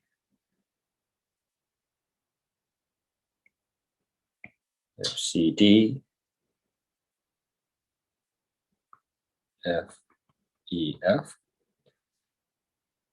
And of course, this is your X, Y values. Now, looking at this, we know that we have three equations, but the equation, sum of the force in the X, is not going to help you find anything. So essentially, you have two equations, sum of the force in the Y and sum of the moment. But you have three different unknowns. So FAB, CD, and EF. Those are the three different unknowns that you have. So in this case, in order to find all of those reactions, you need to use the compatibility conditions. And now you have to make the assumption. The assumption is, does it go like this, or it go like this? It really depends. Sometimes your common sense is wrong, but it's fine. You just need to go with it. You don't really have to make it perfect the first time. You can make the wrong assumption. But in this case, my assumption is that I'm going to imagine that it's going down like that. Okay, so I'm going to imagine that it's coming down like that, which means that over here, those are going to be, I should not be using red color. Those are going to be your displacement from each of those, members. And we're going to make an assumption that this beam itself is a solid beam. That means it is not going to be having any kind of deflections at all. It's not going to change the shapes. The only things that will change the shape would be the cable. So in this case, once we make that assumptions, what do we know? We know that from over here, if we're trying to draw, let me put like a pink line.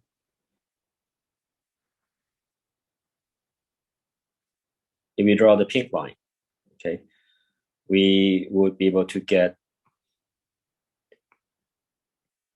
this right here, and that's going to be delta CD minus delta EF. Over here, that's going to be delta AB minus delta EF. So we kind of start with the compatibility condition first, and we say, well, according to this, delta CD minus delta EF over, this is going to be the triangle that we have. we're going to say over D, it's going to be equal to delta AB minus delta EF over 2D. Okay. I'm not sure if we need the value of D, but let me just give you that for now. Let's say that D itself, to be simple, 1 meter. But at this point, I don't think we need the value D. So over here, I'm just going to do some cancellation. And eventually, this is going to be 2 delta CD minus delta EF go to delta AB minus delta EF. Okay. This is my compatibility.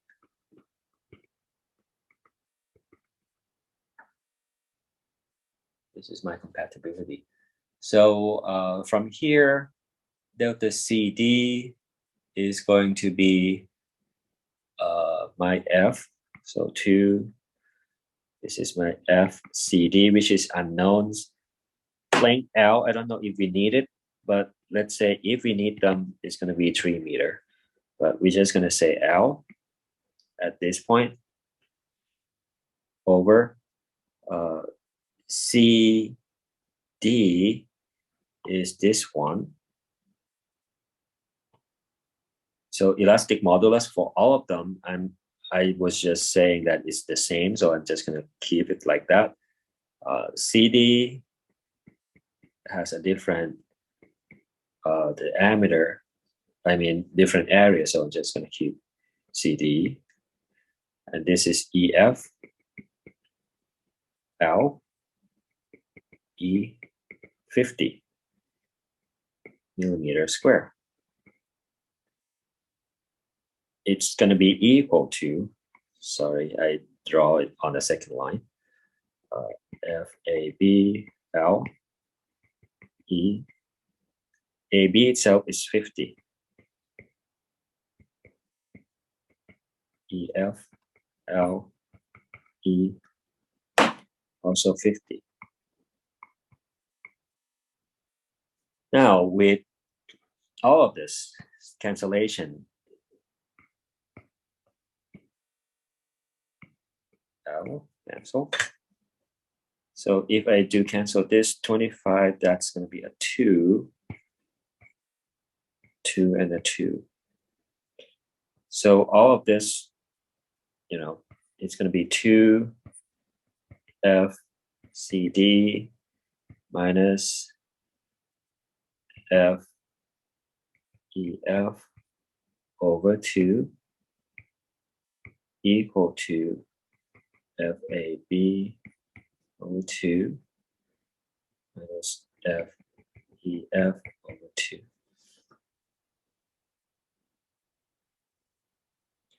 So this is going to be one of the equation that I can use. Let me just try to simplify them further. So this is going to be 2 FCD minus FEF.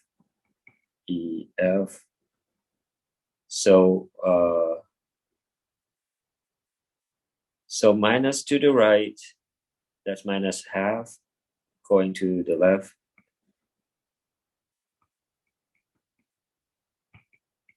Equal to 0.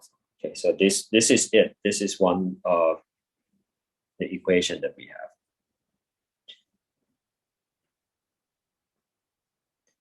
So I'm going to copy this over to the other side.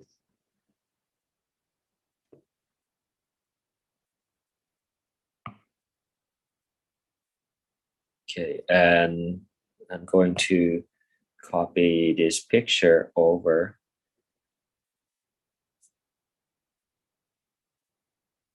here as well.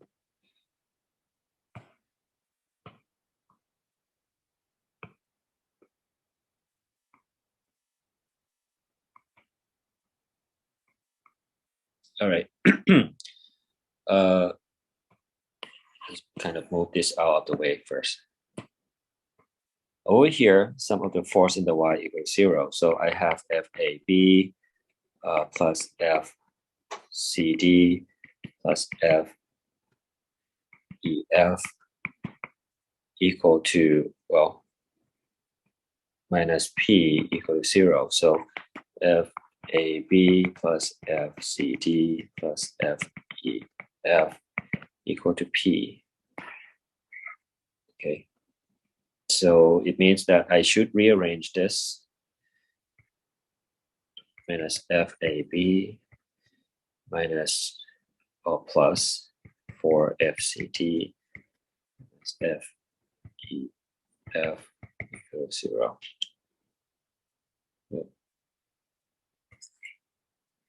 So this is equation 1, equation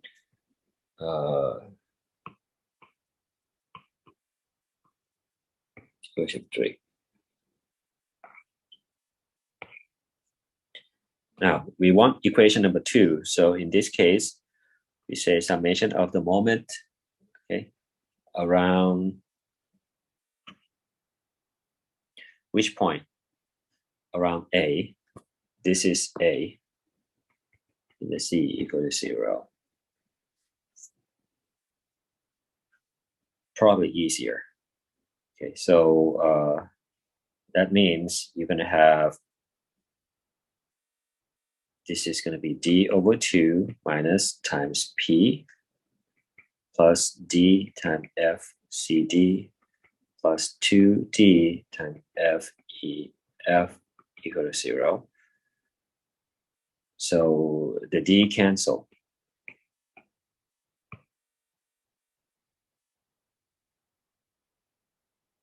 So in a way, we can say that this is 0 FAB plus FCD plus 2 FEF is going to be equal to P over 2. This is equation number 2. So usually I would prefer using metrics to do the calculation. So this is FAB, FCD, FEF.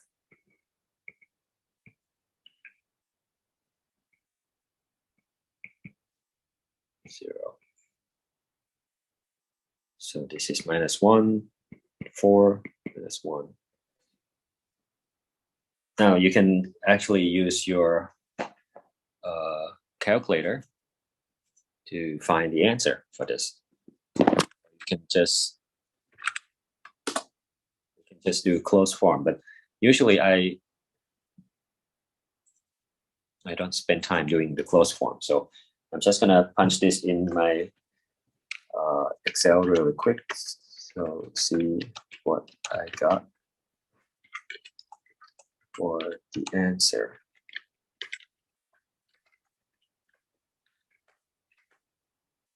So this is going to be this multiplication.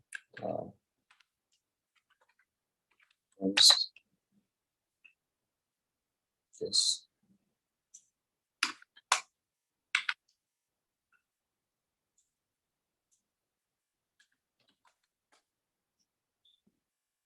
Okay, I got exactly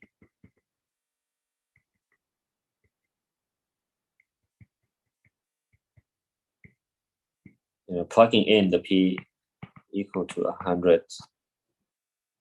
Well, actually P equal to 10. Sorry.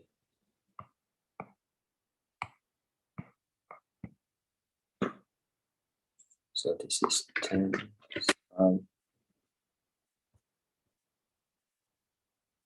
10 kilonewtons, so 10.5.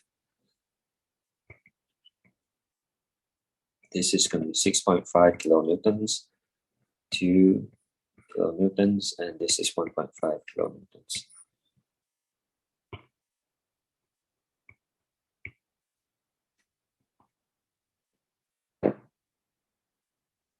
So you can try to do these closed forms to see if you can get the same answer.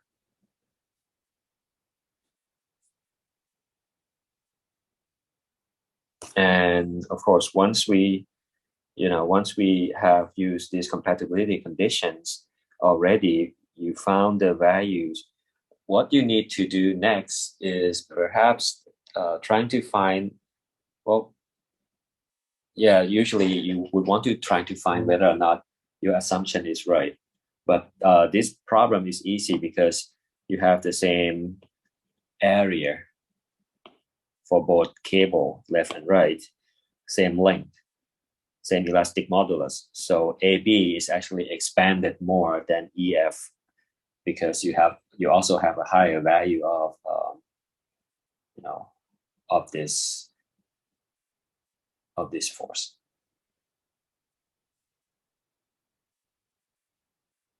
Question from you guys.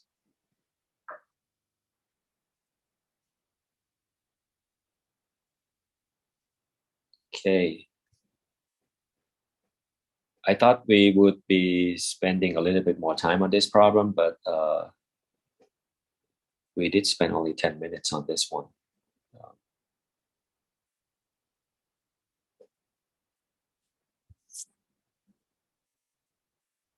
Question from you guys. Are you guys still okay with the materials? You understand everything okay?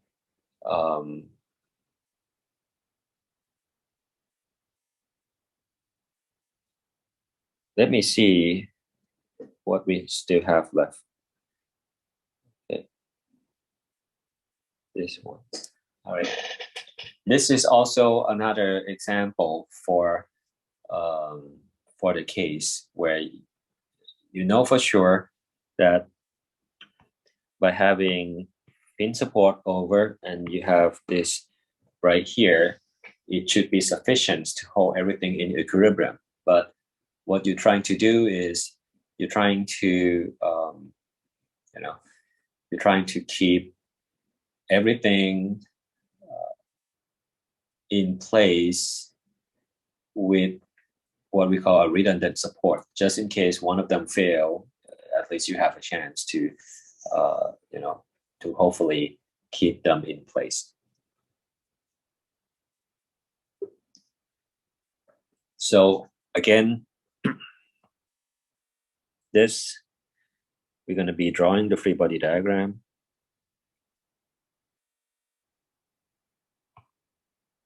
And we're going to have AX, AY, CD. Since it's a two force member, so I'm just going to draw it like this.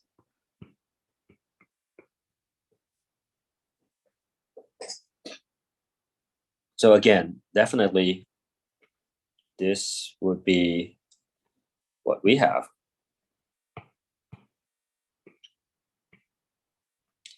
That's going to be your delta CD. That's going to be delta EF. This one is a bit easier than the last one because, you can actually take the ratio right away. So, let's try this problem very quickly. We can say that according to this, you have 1, 2, 3, 4 different equations. At least some of the force in the y equal to 0 and AY equal to 0 for sure. But you can't find AX, FEF, and FCD. So what we can do is we can say that, hey, from here, delta CD over 1 meter must be equal to the delta EF, and that's going to be over 1, 2, and 3 meter.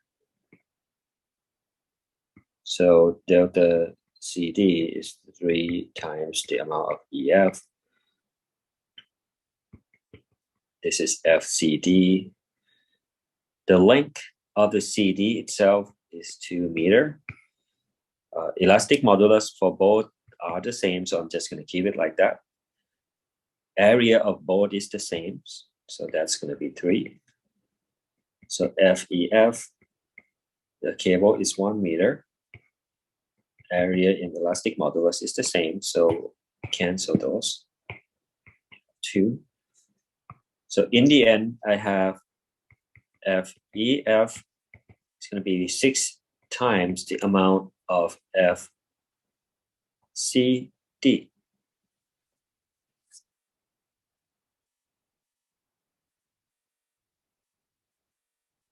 Does that make sense to you guys?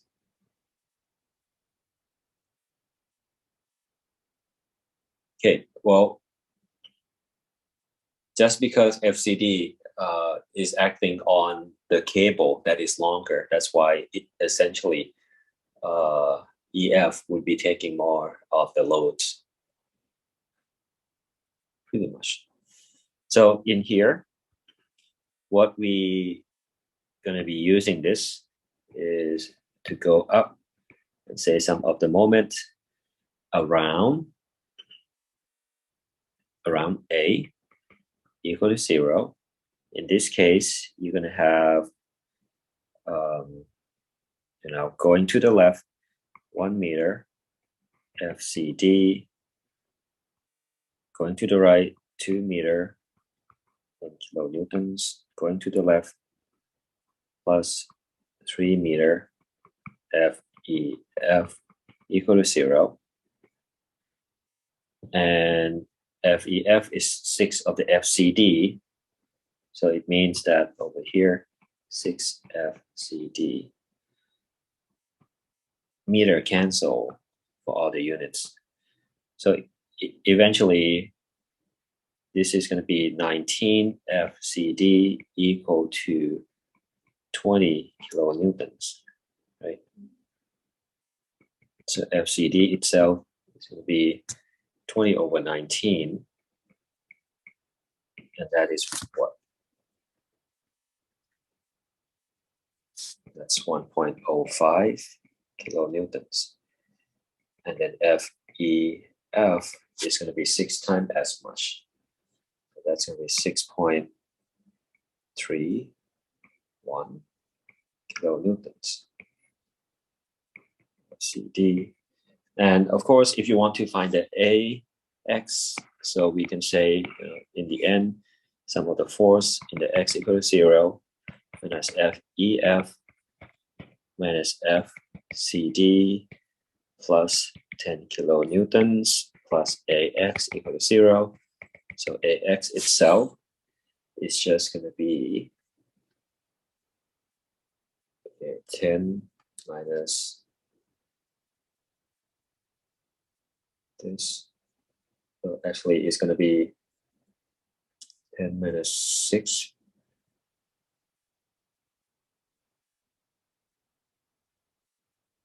0.31 minus 1.05, which is minus 2.64 kilonewtons, going the other way. So at least at this point, you can find all the reactions at the support, and once that's done, we can definitely look at the aspect of everything else, like the stress and everything.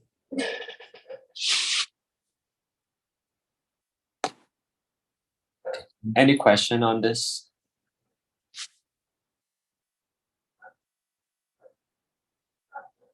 We're going to finish off this slide because the rest is going to be quite straightforward. If you have temperature change, you're also going to have the thermal expansion. Okay, so delta T, delta thermal is going to be alpha delta T times L. Usually, your alpha itself is going to be, for steel, alpha is approximately like 20 times 10 to the negative 6, and the unit would be 1 over the degree C. Usually that's the alpha. We're going to have time to do more problems like this a week after. Next week, we're not going to have a live session. I'm just going to let you watch, this pre-recorded videos on this axial loads again. we've pretty much finished everything on the axial loads, but I want you to rewatch those videos just in case you have questions. And then a week after, we will do quick revisions of this, and then you know, after that we're going to start torsion. So essentially, this is going to be what happened. Okay, reality is the actual stress distribution that you can actually measure is going to be some values, that is higher.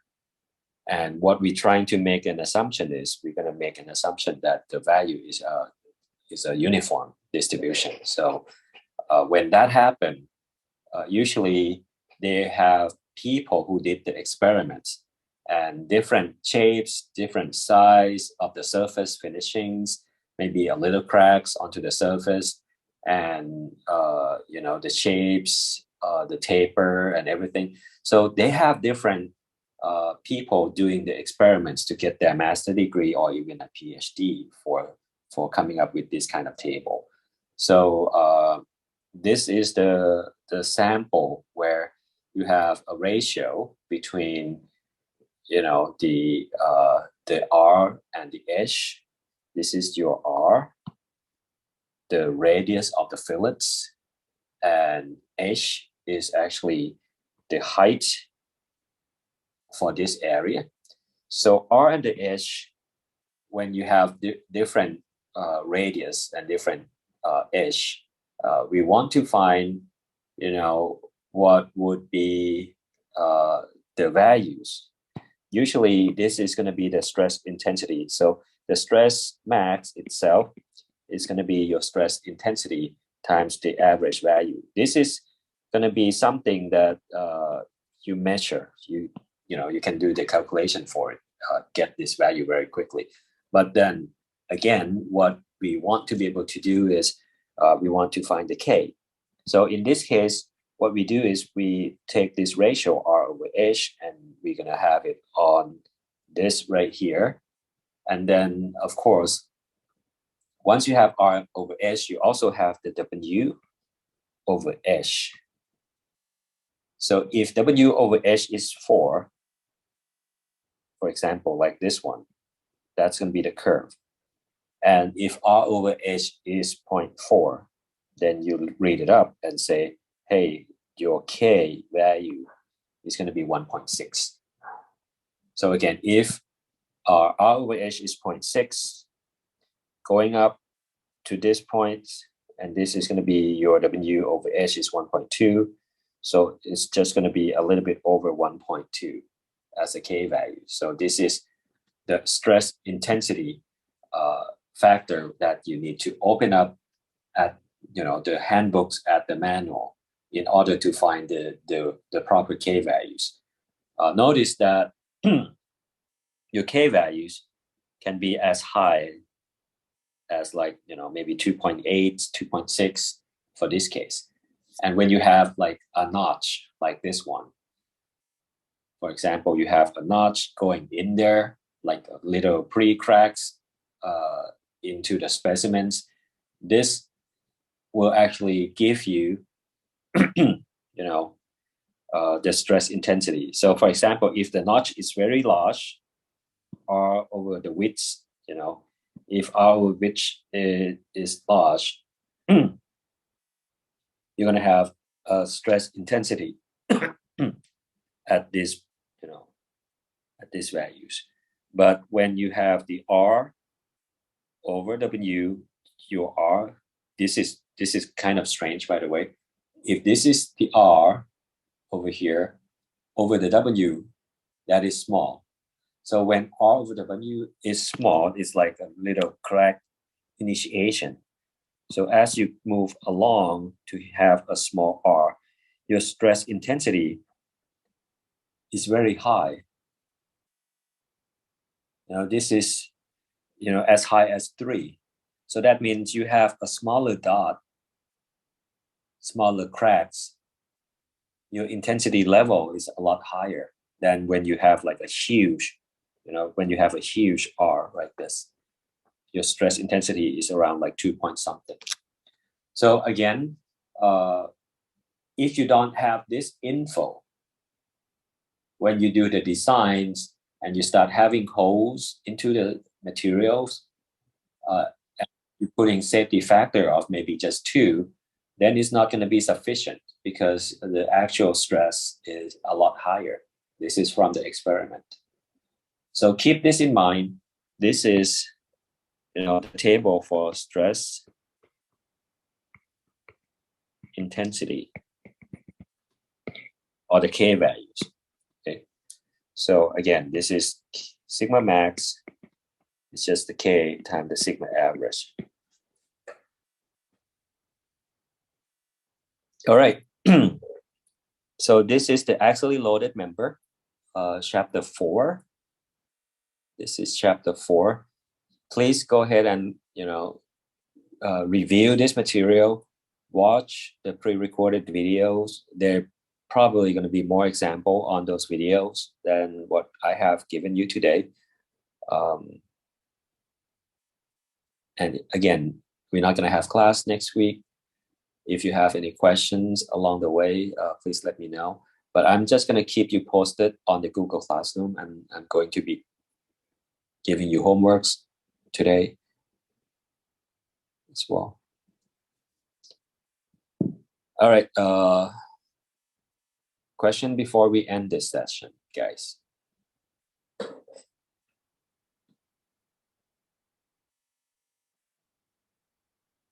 You guys still around? Maybe. Okay. If no question, well, thank you for staying with me to the end, guys. I'll see you again in 2 weeks. Okay. ครับ see you ครับอาจารย์